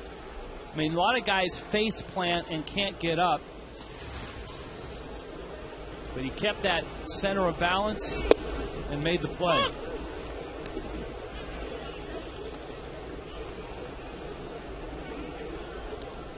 Stanton is bounced out, struck out.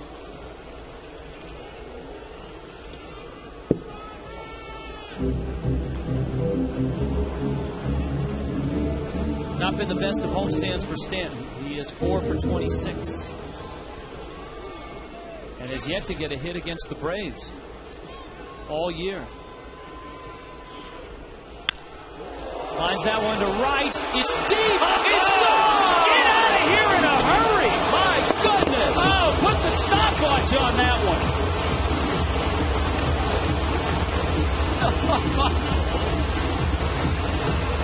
That looked like he hit it off the end of the bat.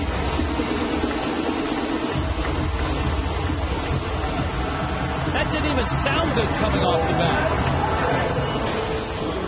Our Coors Light Cold Hard Blast. I mean, you see long, majestic type home runs.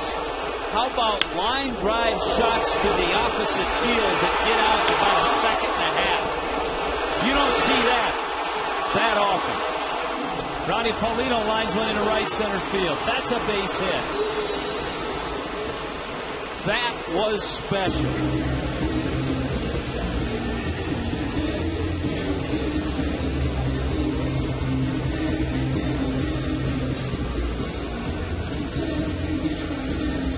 Chris Medlin, who looked like he was wobbling 2 innings ago and then suddenly found a groove,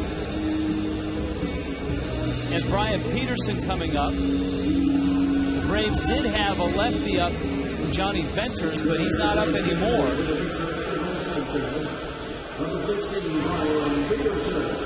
But the Marlins, in sending Peterson up, are essentially extracting Anibal Sanchez from the ball game.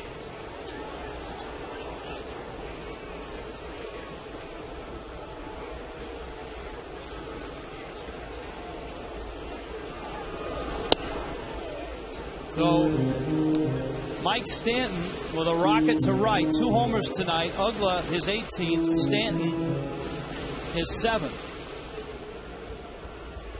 That snapped an 0 for 11 for Michael.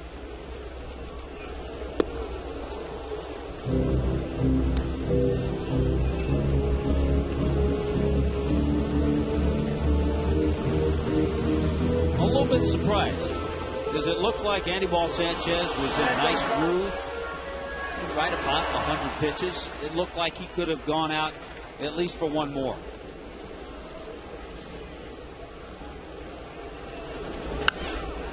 Peterson pops up.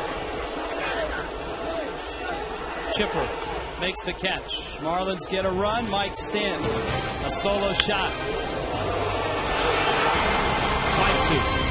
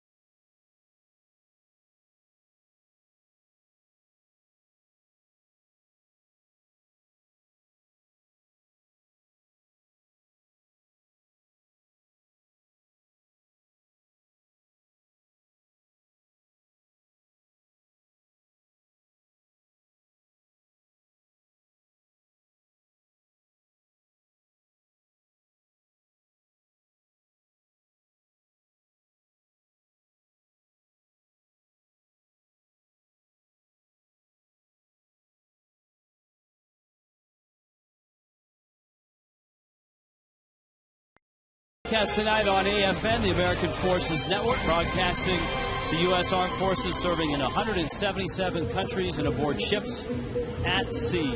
5-2 Fish. Marlins add to the lead with a bolt of a home run. Tommy, start the watch, will you?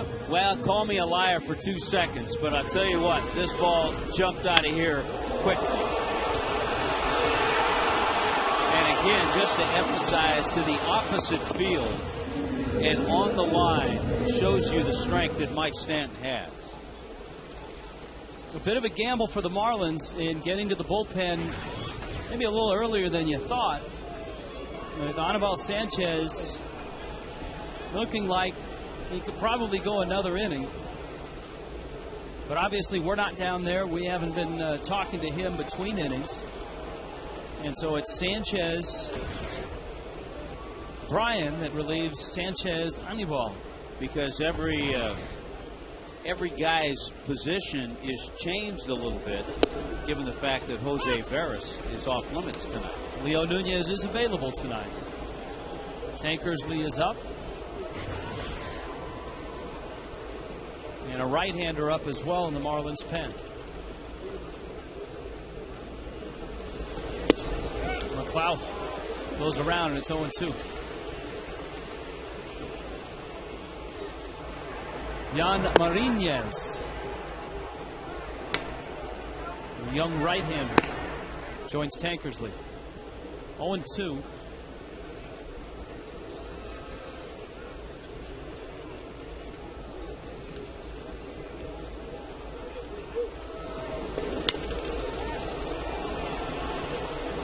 Hanley is under it. One down. Our Coors Light freeze cam. What are we going to freeze tonight? Oh, remember that play by Cantu on the Prado Bowl? Bare hand, got him by less than a step. Bare hand across his body. He knew he had to get rid of it quickly, and it got Prado.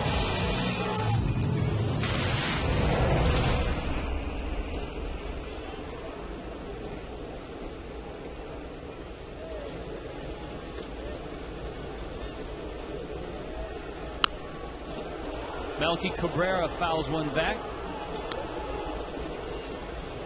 The former Yankee. Cabrera really hasn't been the answer out in the outfield either for the Braves. He's a little better hitter. He's hitting better than McLeod, but he's not the center fielder than McLeod is. Sanchez misses away. Brian, an inning and 2/3, so he was extended last night. But he had not worked since Tuesday.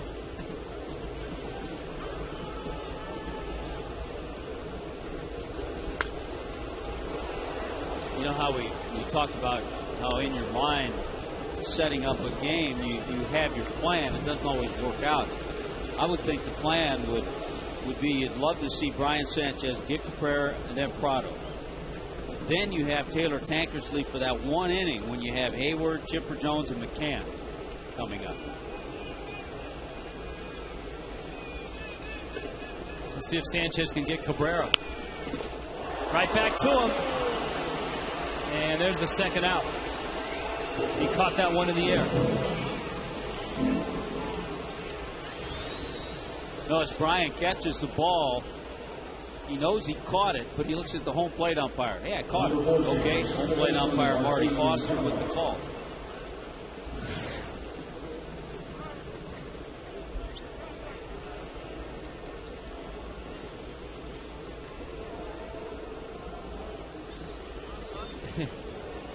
The Braves, Prado asked for the baseball, and Marty Foster asked for the ball, but Sanchez had this look on his face like, hey, the guy hit me a line drive. Didn't hit the dirt. He didn't even touch the dirt. And Foster did not take the ball out of play, gave it back to Sanchez.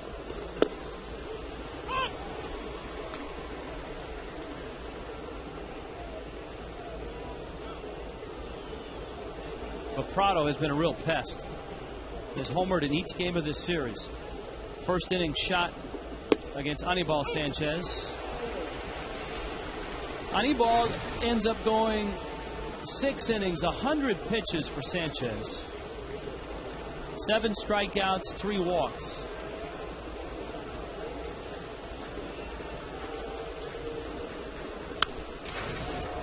Brian Sanchez has been one of those survivors. The second round pick by the Kansas City Royals back in 1999. So this is his 12th year as a pro. Spent a little time with Philadelphia, a couple of years, a little time with Washington. Last year, of course, was his breakout year. Yes, it was. And a lot of that, if you ask Brian, was a chance just to be used regularly. A lot of times when he was in a bullpen, be it Philadelphia or Washington, he was brought up to fill in a middle relief spot for a short stint. A lot of AAA time. But that time is giving him lots of experience, and he's certainly learned from that. Well, the splitter is outpitched last year, and again is outpitched this year. That would be a splitter. That would be an out. That would be a 1-2-3-7.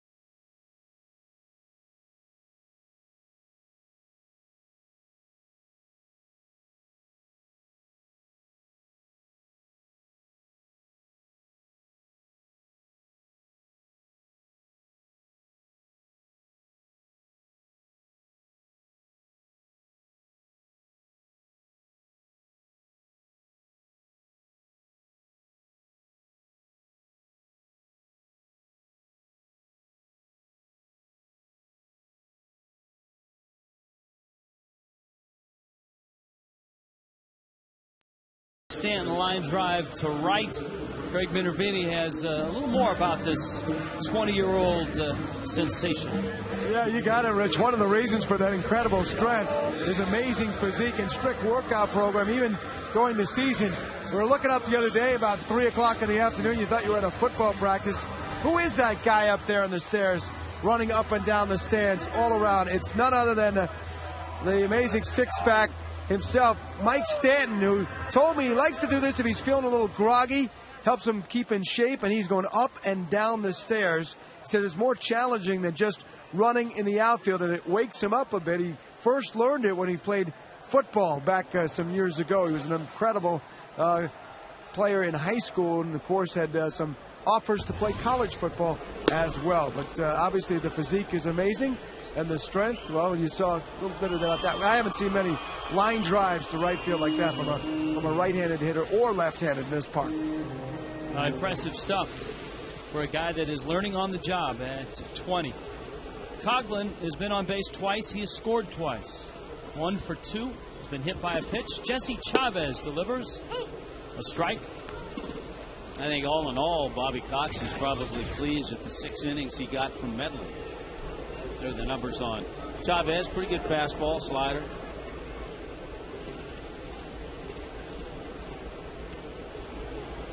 Chavez worked just a third of an inning. He got Coughlin to pop out in the 6th last night.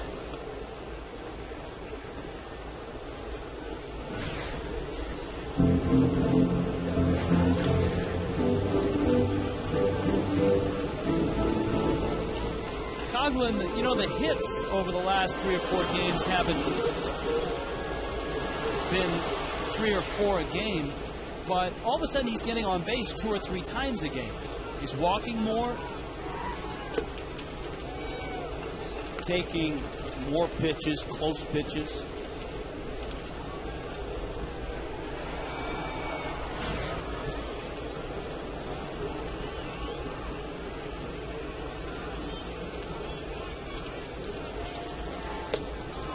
They went after that running fastball, and down goes Coughlin.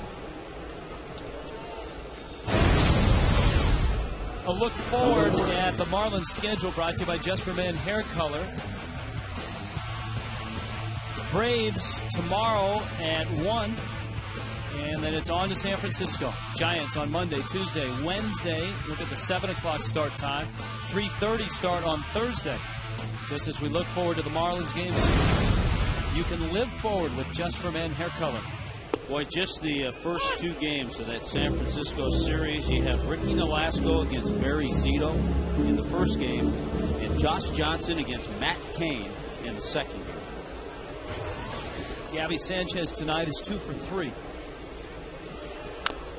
That's a matchup in the first game of 2 of the most extreme breaking balls from either side of the mound. Zito, the lefty, Nolasco, the righty. Zito's a little slower than Ricky's.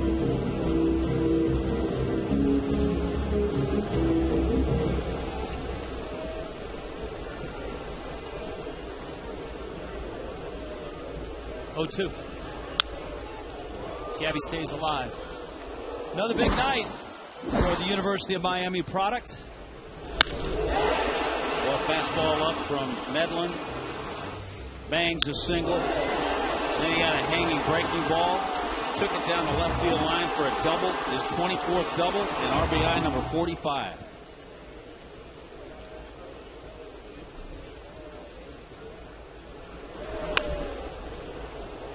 Emergency swing. Of the Marlin hitters, Sanchez is probably the best at doing this. And that is behind in the count, fighting off pitcher's pitch after pitcher's pitch.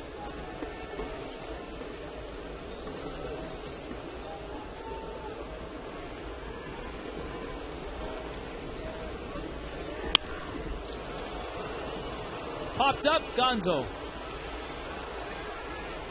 makes the play, and Jesse Chavez has retired the first 2 he's faced. Here's Hanley now. Couple strikeouts and a single.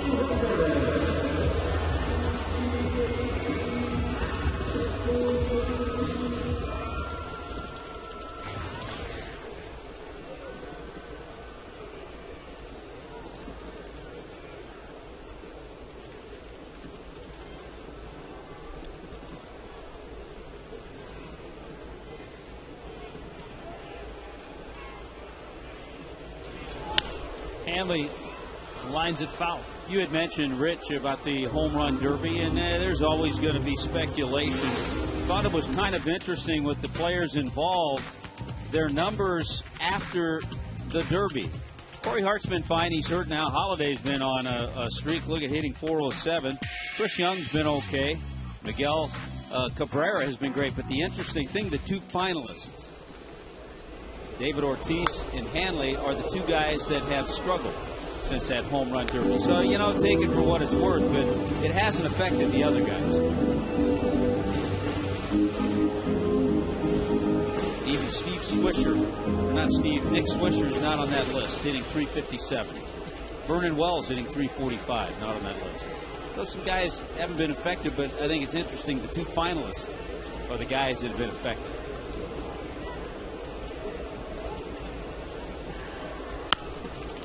But I think we can clearly see Hanley with a little different approach tonight. There's Tankersley. And the Braves at the point of their lineup with Hayward, Chipper, and McCann, where the Marlins might be able to get an inning out of Tank. On a night where the pen is thin, both teams getting 6 innings out of their starter. Medlin for the Braves, Anibal Sanchez for the Fish.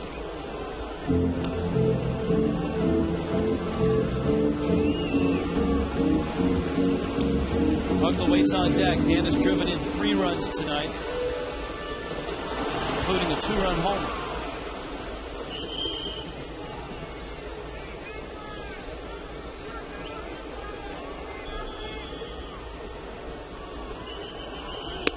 That's out. 2-2. Marlins trying to go 7-2 on the homestand. Trying to get a game over 500. Trying to pick up a game on the Braves, pick up a game in the wild card. I think the other thing, too, when you find yourself in 4th place, you'd like to just inch up, pick up a game on the Mets. The Mets losers today in extra innings in L.A. They stay steady with the Phillies. They won their game. You kind of like to leapfrog over the teams that are ahead of you. I think a lot of people, and we've talked about this, they focus so much on the trade deadline that they say if the Marlins don't make a move here in the next week, Tommy, they'll be done. After tonight, I think, what are there, 65 games left? Yeah. If you just keep winning games, you'll make up ground. Yeah, tonight's game, number 97.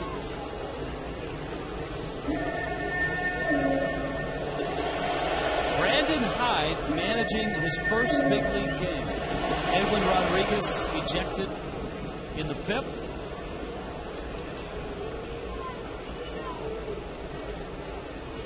Three-two coming. Hanley bangs it off of Chavez. Chipper picks it up, flips to first just in time to get Hanley. Robbed on a skate save and a beauty by Chavez. 5-2 Fish.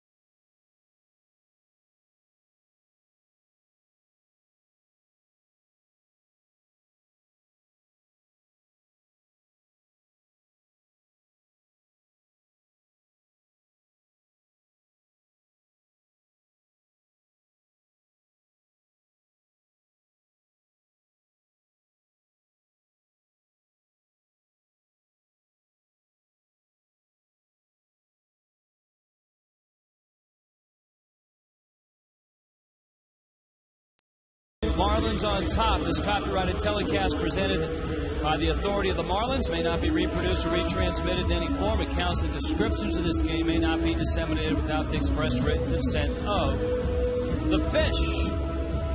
Well, when you got one lefty, you got to use them strategically. And strategically, this is the best place for Taylor Tankersley. Yeah, even though Tank gave up that home run to Brian McCann last night, this is the inning that you look for. You got the lefty Jason Hayward, you get Chipper Jones over on the right side, and then you have McCann. Or as Will Ferrell would say, imitating a former president, strategery.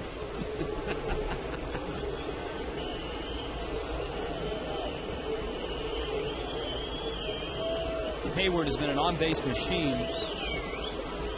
in this series. Good breaking ball by Tank. He's out in front 0-2, and that's the key for Tank. Just getting out in front. Hayward walked twice last night, had 2 hits. There's Marinez. Hayward now with an 8-game hitting streak with his base hit back in the 3rd. And he's walked twice tonight and has a base hit and a stolen base and a run score. Reaches out, pokes it to shallow center, and it's going to nestle in for a base hit. Well, you make a good pitch, and sometimes you still give up a hit. Yeah, that's frustrating. Tank came out, got ahead quickly, made a good pitch with his breaking ball, and Hayward didn't hit it all that hard, but dropped it in the right spot.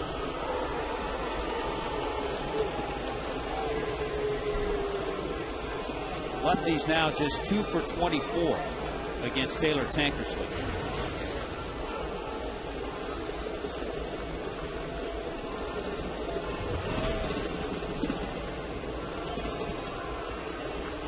Right-handers are 4 for 8. Just that number alone tells you that Tank has been a specialist and hasn't faced just the 8 right-handed batters.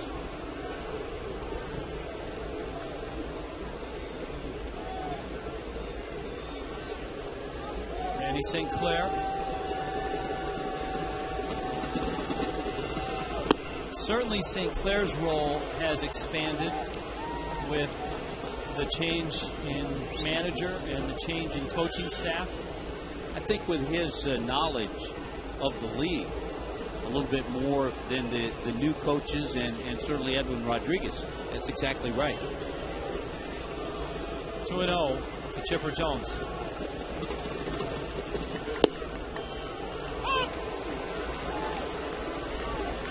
Not sure if Chipper was calling for time or just trying to distract Tank. I think just a little distraction.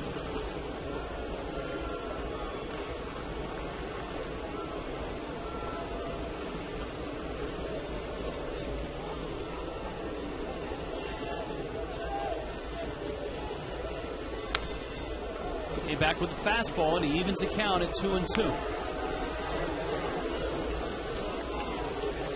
Of course, it was last night. Tank came in to face Chipper, walked him, then fell behind McCann and had to come in with a fastball. And McCann hit a line drive to right that got out just as quickly as Stanton's line drive got out tonight.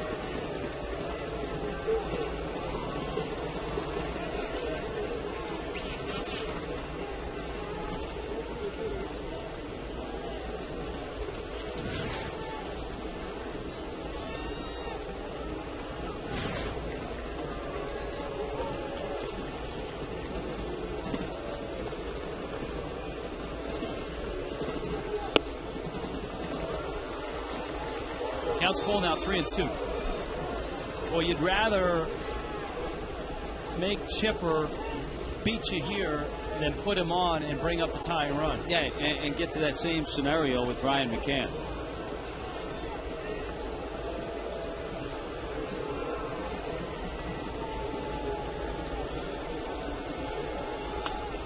Good pitch.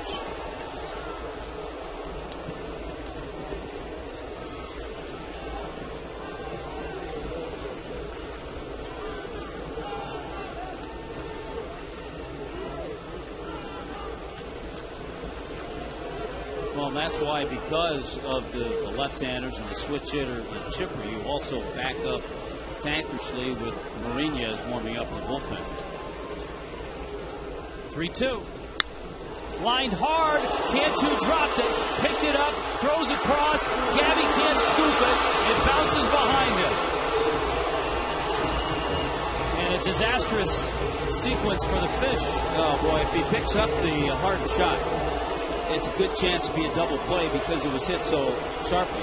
Hayward had to pause, so he wouldn't have gotten to second base to break up a double play because he wasn't sure if this ball was caught on the line.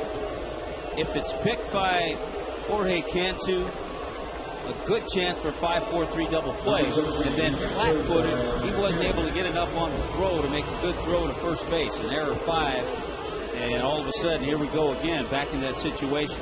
I think Cantu had a little more time than he thought he did to get Chipper, who wasn't burning rubber down the line. It's been a long time since Chipper's been able to do that. So Tankersley and McCann for the second night in a row. And McCann last night with the Braves down 3, facing Tankersley. A 3-run homer to tie the game. That was in the 7th inning.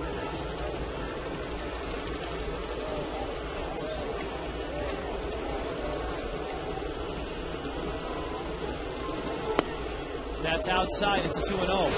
And yeah, we had to revisit last night. There's the fastball. Remember, it was a 3-1 pitch. And there's that line drive off the bat of Brian McCann. That was his 13th home run of the year.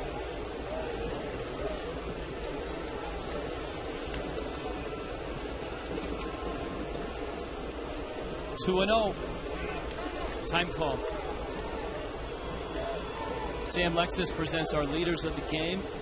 Last 10 days, McCann has driven in a dozen. Aramis Ramirez of the Cubs is hot.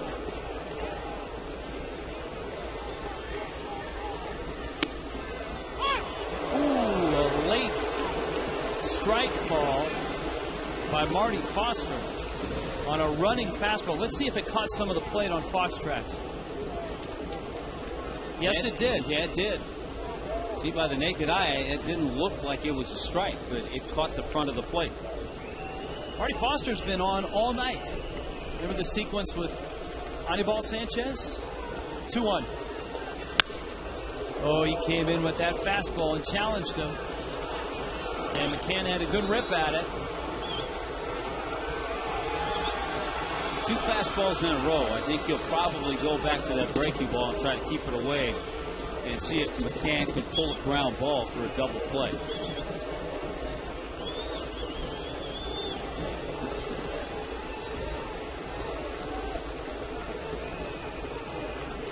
Two coming. He hit him. Well, now they're loaded. And now you have to make a move. Because right now, Taylor Tankersley doesn't have command. You've got the big right-handed bat. That's very close to leaning in. He didn't really make a big attempt to get out of the way. No, he leaned in. He leaned in and took that off his shoulder. But anytime you leave a breaking ball off the plate by that much, you're opening yourself up to that. And Diaz got a pinch run, and that's going to be all for Tank. And the Marlins are going to have to turn to one of their youngest, Jan Marinez. When you need a car, truck or van.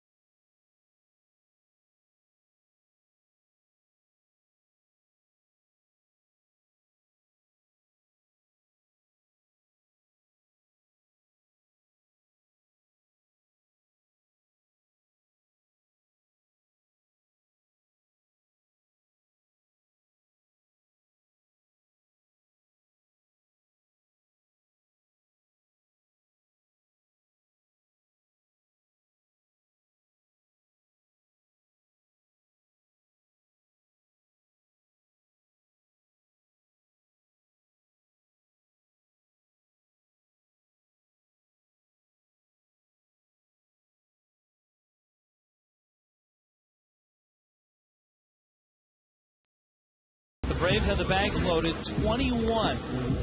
And last year, spent the whole season in Jupiter. Jan Marinez. Here you go, young man. It's your 4th appearance in the big leagues. It's a bases-loaded situation, and there are no outs. Bases filled with Braves. And Matt Diaz is at first base. So Diaz pinch running for McCann. Whether that's for more speed or maybe McCann is hurt, tough to tell, but the Marlins are placed in a real tight spot here. They have to turn this game over to Jan Marinez with the bases loaded and nobody out in the top of the 8th. And a veteran hitter at the plate, albeit a cold one right now, Troy Gloss. You almost get the feeling, but you have to throw strikes to get through this. If you could get through this inning and you even gave up 2 runs, it would be okay. And you would take the lead going to the bottom half. But in order to do that, you have to throw strikes. There's a strike. Gloss shakes his head. 2-1. Marinez did not pitch last night. In fact, his last outing was Tuesday. He went around. Look at that. The 96-mile-an-hour fastball fooled Gloss, and he chased him. That's a big chase for the Marlins. Because that's ball 3. And instead of 3-1, it's 2-2.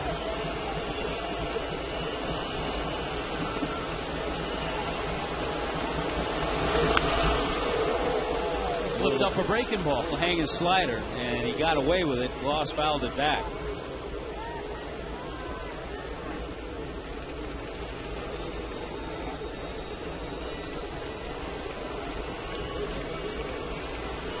Two and 2. Didn't bite. Now it's 3-2.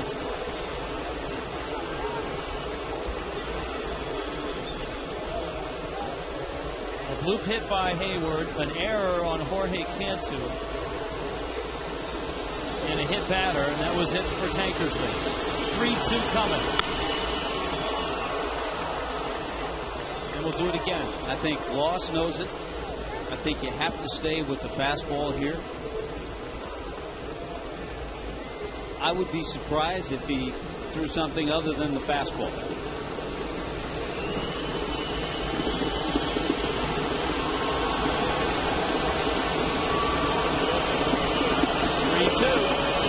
Walked him. Now the question is, how long do you stay with Marinez if he's not throwing strikes?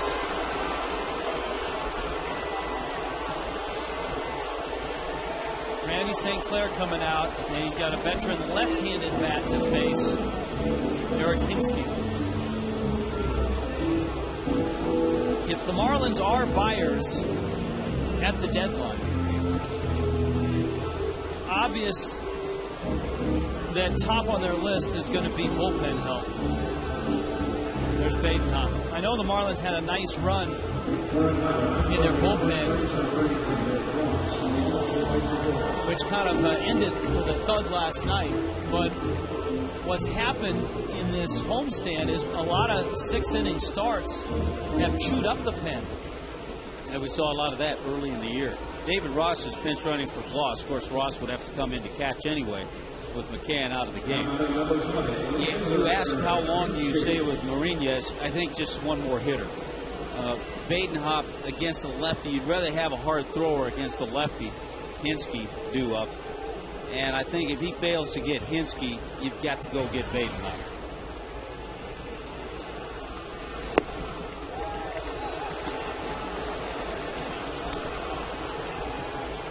One and 0. Veras is not available. Hensley, they'd love to stay away from. Line drive over Uggla's head into right field. Stanton cuts it off, picks it up. The Braves have tied the game again. And this feels a lot like last night. Eric Hinsky scores Diaz and Jones. And you just can't keep doing this every night. I mean, walk-off wins are great, but you can't get walk-off wins every night. And it all goes back, and we did not second-guess this. It all goes back to our questioning why Anibal Sanchez didn't go out and throw one more inning. If he goes and throws one more inning, now you have Brian Sanchez in the 8th inning, if he gets through that 7th. Because it really set the tone and made a difference in that bullpen. Badenhop comes in now with runners first and second and nobody out. A Marooney called to the pen. When you need a car.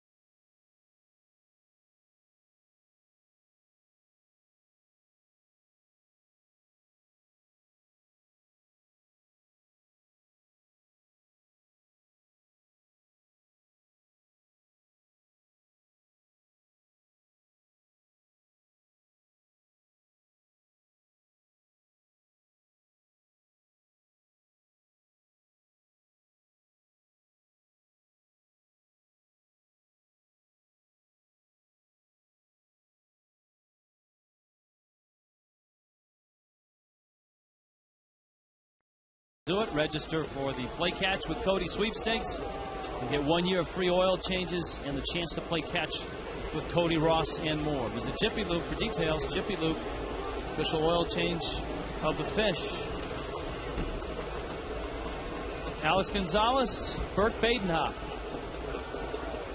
And we'll see if Gonzalez is bunting.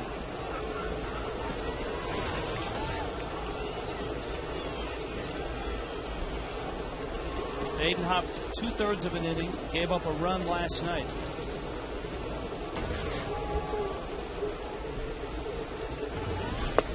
Strike.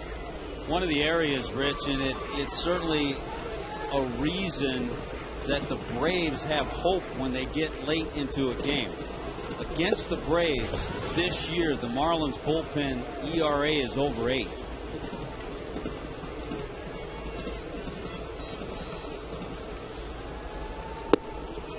Did he go, or did he pull it back? He must have pulled it back. That's always a tough call for an umpire.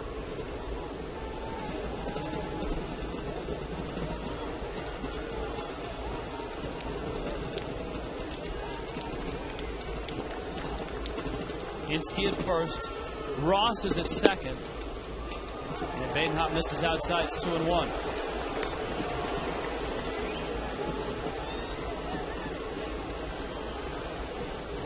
Anibal Sanchez went 6. He threw 100 pitches. Brian Sanchez handled the 7th. No one can handle the 8th. There's a bunt. Paulino bare hands throws. Got the out. Safe. Cantu's foot was not on the base. Boy, what else can go wrong in this inning?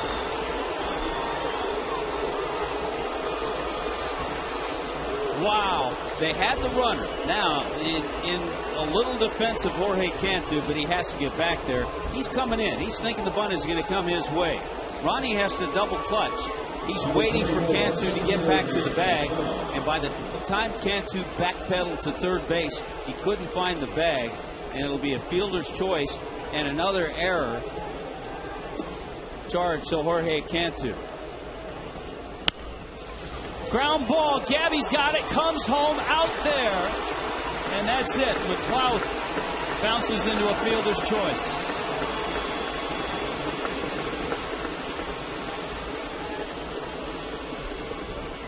So there's one out. Now the Braves are going to dip to their bench and bring up a guy that's been a hero a few times, Brooks Conrad.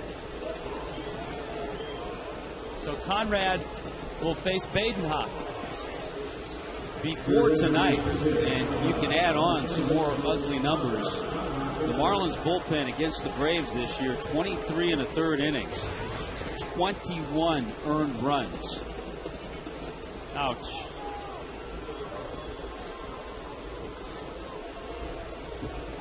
So it's Hinsky at third now, Gonzalez at second, McLeod at first, and here is Conrad. Badenhop misses outside. Bobby Cox is going for it in this inning. He's used everybody off that bench. The only man he has left is Infante. Left-handed hitters hitting .260 off of Badenhop this year. Infield's back for 2.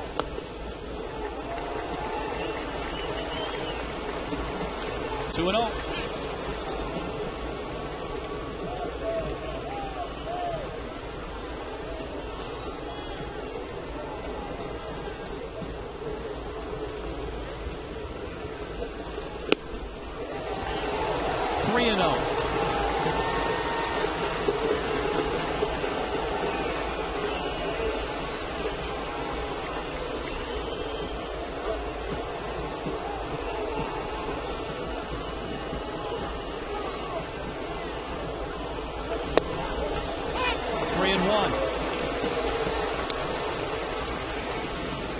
Conrad's heroics, that walk-off grand slam in Atlanta. Guy that spent a lot of time in the minor leagues. 3-1 coming. Drive to right. That's deep. That is a grand slam.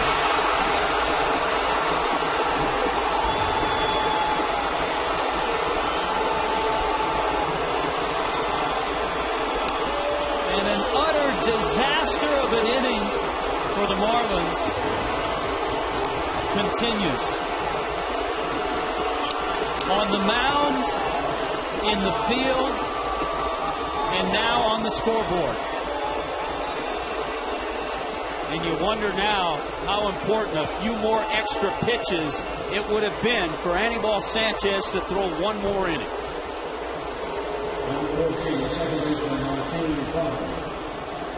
9-5 Atlanta.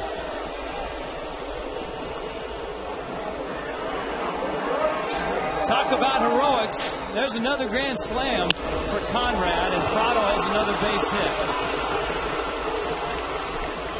Yeah, second career grand slam. And he has certainly found a way to come through in the big stage. Look, he's even showing Chipper Jones his stance.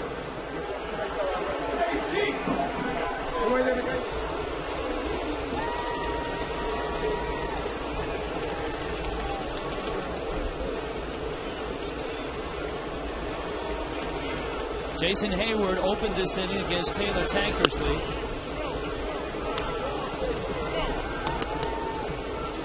And single. It was a bloop single to center on a pretty good pitch. Chipper Jones then hit a sharp liner at the feet of Jorge Cantu, which had all the looks of a double play on it. Cantu couldn't glove it and then threw it away at first. Tankersley then hit Brian McCann. Chopper over the middle. Hanley won't get it. It's into center field. Up with the ball is Cody. Runners at the corners. Second hit of the inning for Jason Hayward. The hits just keep on coming. But the Marlins have given away outs in this inning. We talked about early in the game and about last night's game. When you play these close games, you play a team like the Braves, how important the defense is. And I think we've seen that this inning with the defensive meltdown. Not only is the defense melted down and the bullpen melted down, but Badenhop is left out there now to run this gauntlet of left-handed bats.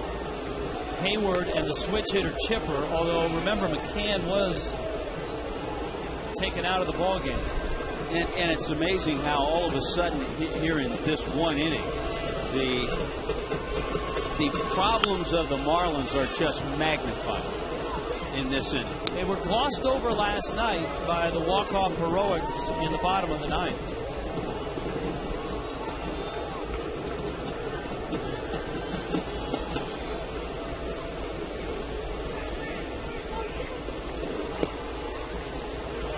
Both of the grand slams by Brooks Conrad have been pinch hit grand slams. 7 runs in an inning for the Braves. 4th time they've reached that number this year. That's a career season high. They're trying to add on to that.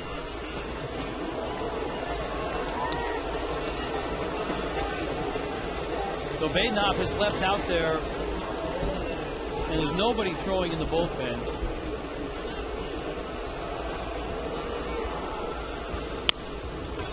Little roller, Ugla out there. A run's going to cross. The Braves stretch their lead to 10-5.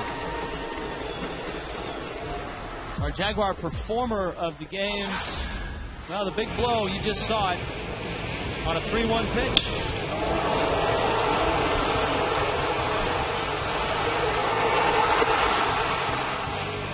Brooks Conrad, his second pinch hit grand slam.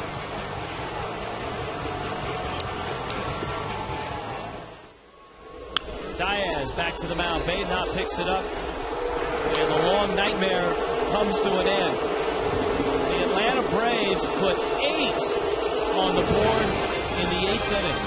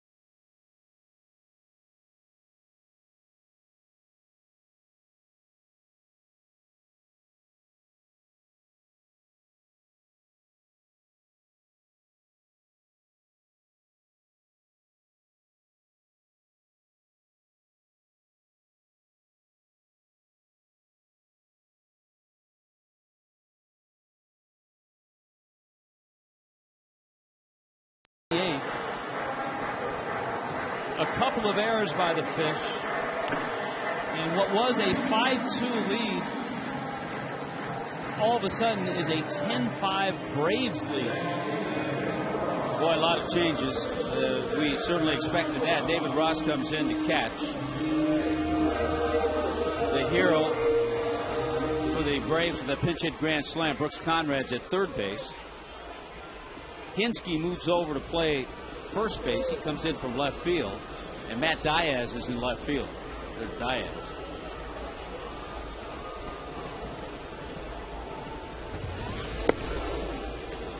And here's Johnny as inventors. Actually, that's Eric Hinsky. Here's Eric. Uggla went around, and it's 1-1. You can't imagine, Rich, how this deflates the offense.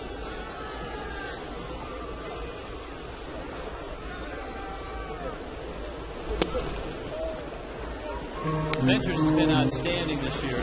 You saw his numbers.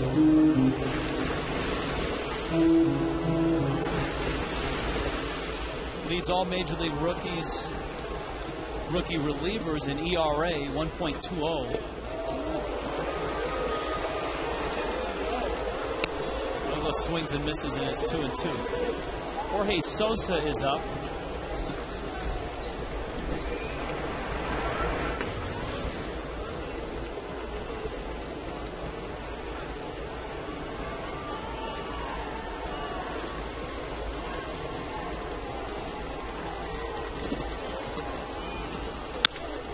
Uggla lines that one into center field, the base hit.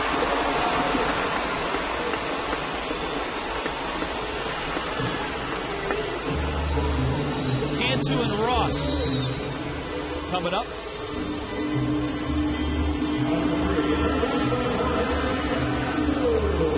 Jorge is 1 for 3. Venters one of the reasons why the Braves have such a great bullpen, a 3.32 ERA, and that includes the Billy Wagner meltdown last night.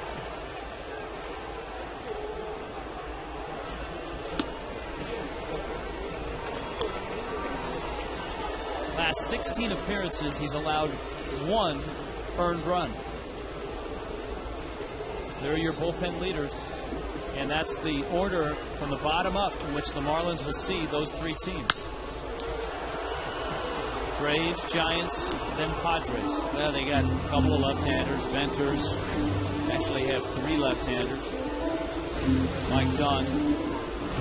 Takahashi Saito with good stuff down there. Peter Moylan, who seems like he pitches every night. Jesse Chavez, who we saw. Good live arm. There's no question in this day and age of pitchers going 5 and 6 innings. In order to get anywhere, you're going to have some quality arms in your bullpen.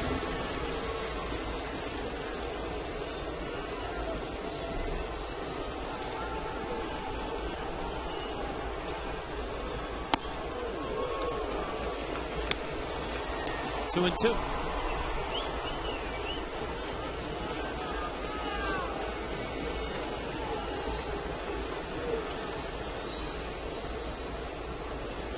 Uggla leadoff single here in the 8th.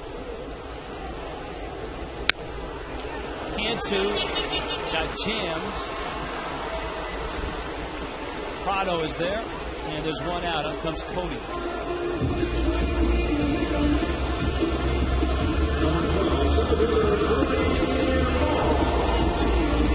And here is Ross. Well, you start thinking about tomorrow as well, Tommy.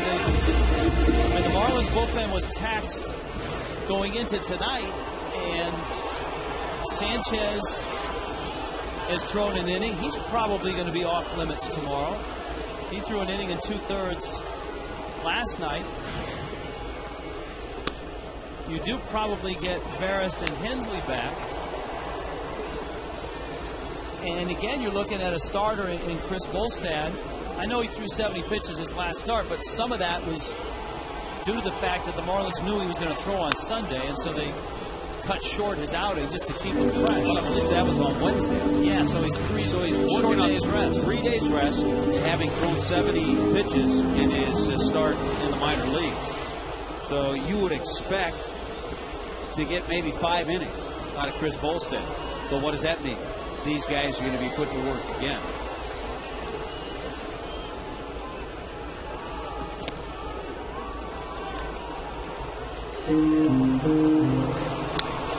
Venters with the count 2-1.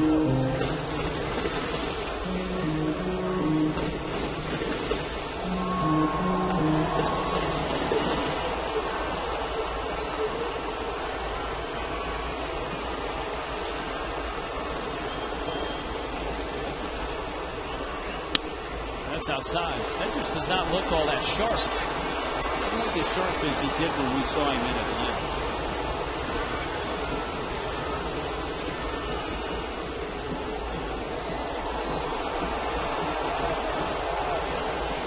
Indian River Community College, where Johnny Venters went to school.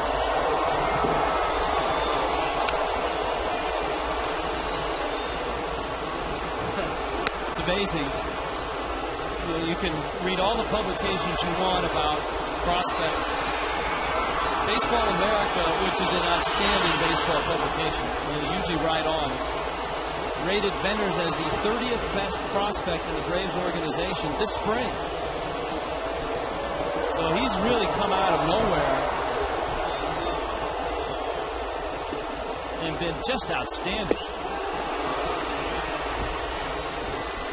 Well, a lot of the reason because he has that good live arm and 94-mile-an-hour fastball against Cody Ross. I mean, he's a guy that had an ERA of over 5.5 in AAA last year.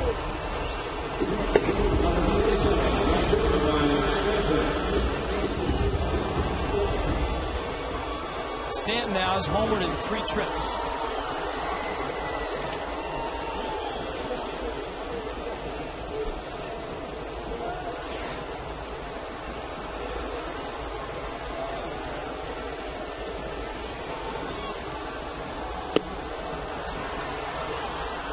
Reading the scouting report on Venters going into this season, it said he lacks the ability to locate his pitches with any consistency. If that changes, he'll spend some time in the big leagues.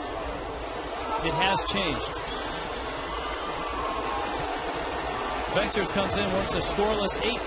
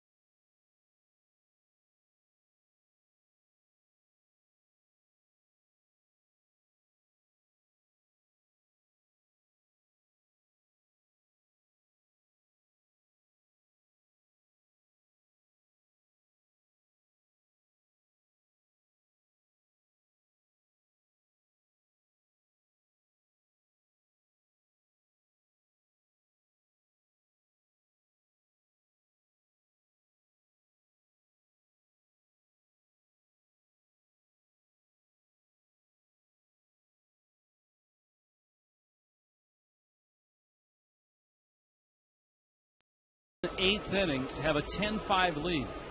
Our Geico quote of the night from Donnie Murphy. We're just going out there playing hard and like what we're doing right now. Well, the Marlins have fallen back on Donnie Murphy twice in the last week. I don't know that Donnie Murphy can save the night tonight. That ball's hit a long way. It's Cody at the track makes the catch. It's David Ross with the AB. Well, right now, he can't hit a 6-run home. He can't correct the bullpen.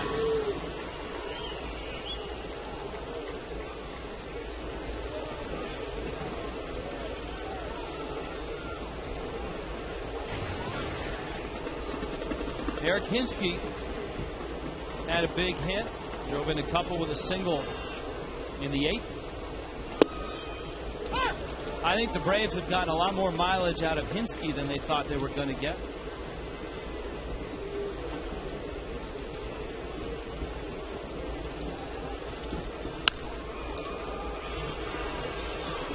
Cody comes charging in, and he makes the catch. Well, they have a nice platoon situation with Hinsky and Matt Diaz. Both guys who aren't the greatest of defenders, but they certainly know what to do when they get in the batter's box. We'll check in with Allison Williams. Allison? Tell you before the game that one of these managers would be tossed. You'd probably think it would be Bobby Cox, not Edwin Rodriguez. Well, it was Rodriguez earlier, but Cox has become notorious for getting thrown out of games and standing up for his players. They even made a shirt to honor him in training camp with the numbers 153 on the front, Cox on the back getting tossed. And he is now up to number 156 on the year after getting tossed out of the game this weekend against the Brewers.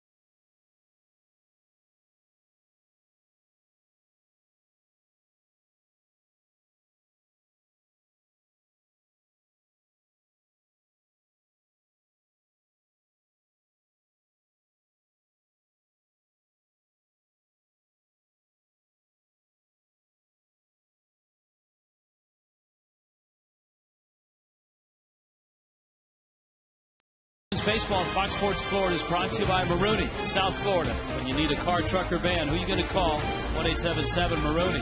By Geico, 15 minutes could save you 15% or more on car insurance. Visit us at geico.com or call 800-947-AUTO. And by 5-Hour Energy, an hour of energy now, no 2:30 feeling later. Visit 5hourenergy.com.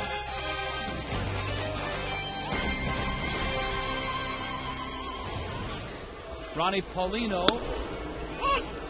Johnny Venters is going to try to finish this thing in the ninth. The game in which the Marlins had in hand 5-2 going into the eighth.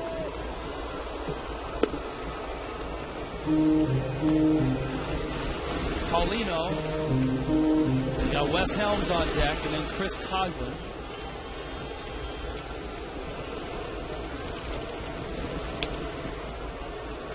Venters misses outside. It's 2-1. Pikesville, Kentucky. And on to Indian River. And a big jump from last year's numbers in AAA to this year's numbers in the show. It's really pretty interesting. The scouting report you were talking about. There are a ton of pitchers in the minor leagues that the same could be said. Great stuff. Moves the ball well. If he can only put it together with his command, he'll get to the big leagues. And that's what it's all about. Wes Helms.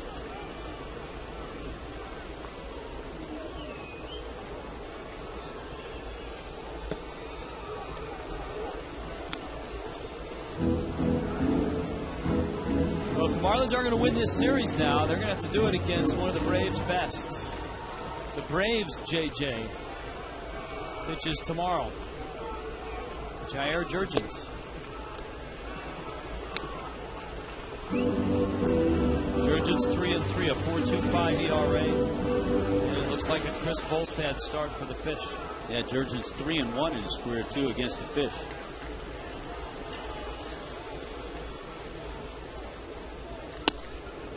On a day that's going to be absolutely blistering hot.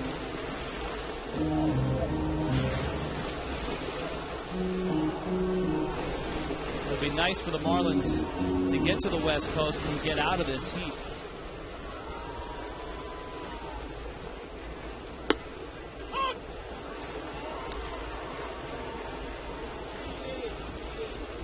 Three and one to Helms.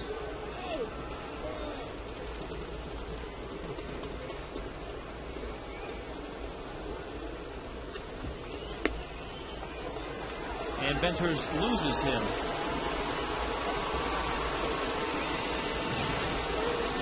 Well, things started last night with a walk to Helms, but the Marlins weren't down by 5.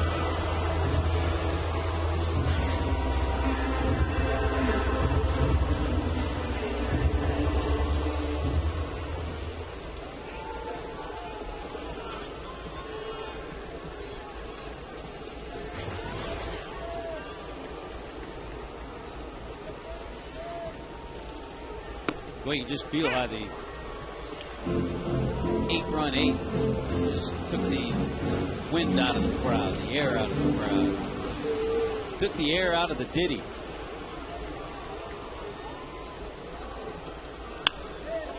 Coughlin laces one into left field. At this point, you just need base runners. Chris with his second hit tonight, a 2-for-4 night. Gabby. And then Hanley. And then Uggla.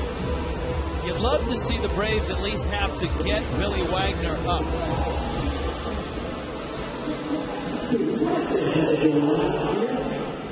Well, this spirit and violence and gender is going to move together. We need a live history. We need a live history to take the first off those ATL and nobody seems to be but to get millions into the regular. Is that right? And he's up.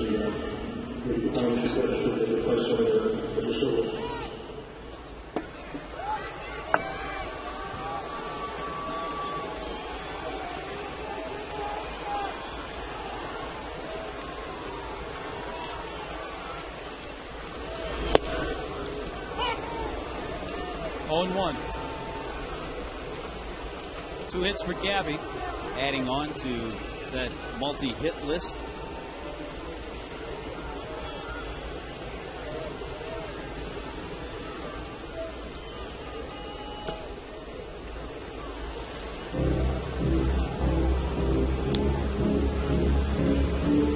If Venters loses Gabby, it then becomes a save situation.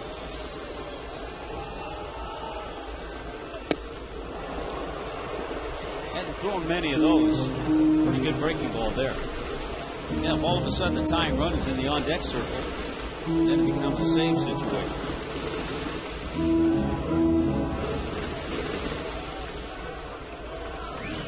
Hanley's on deck, 1 and 2.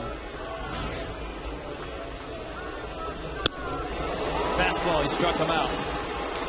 Now, when you can dial up 95 like that, that sure helps your cause.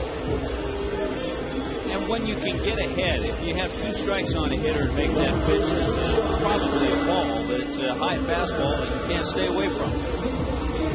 It's a little easier to stay away from earlier in the count.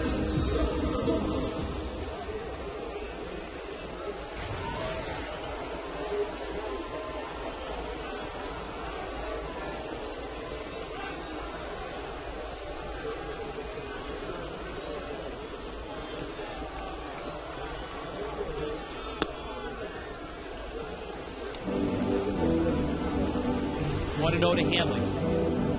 His single came back in the 5th. He had another ball sharply. They caromed off of the pitcher, Jesse Chavez, right to Chipper Jones back in the 7th for an out.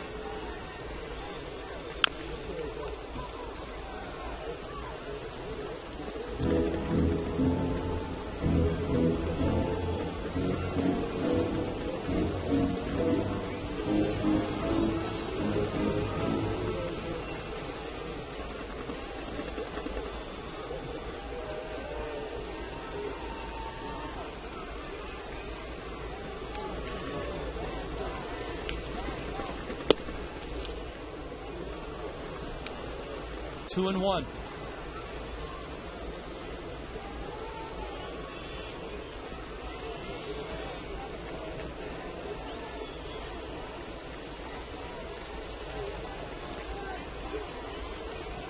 Fish down to their last out.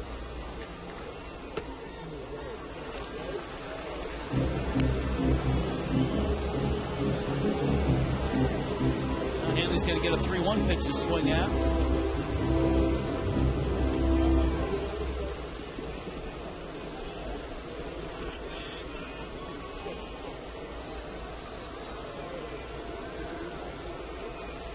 Coughlin and Helms out there. Hanley hits a chopper over the middle. Gonzalez, safe. Great play. Gonzalez is angry. You can see him bark. And Ed Hickok's the second base umpire. The Marlins are still alive, albeit barely. Another great stop by Alex Gonzalez. Yeah, he's a magician out there trying to flip it out of his glove, which he did. Look at this.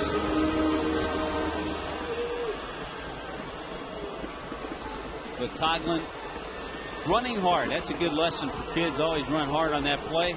Because he did so, he beat the throw. I think Gonzalez was barking at himself. Oh, yeah. Yeah, he didn't think it was an out. Coughlin out. And takes outside. I just want to go on record and say this crowd will light up if Uggs takes one deep and makes it a one-run game.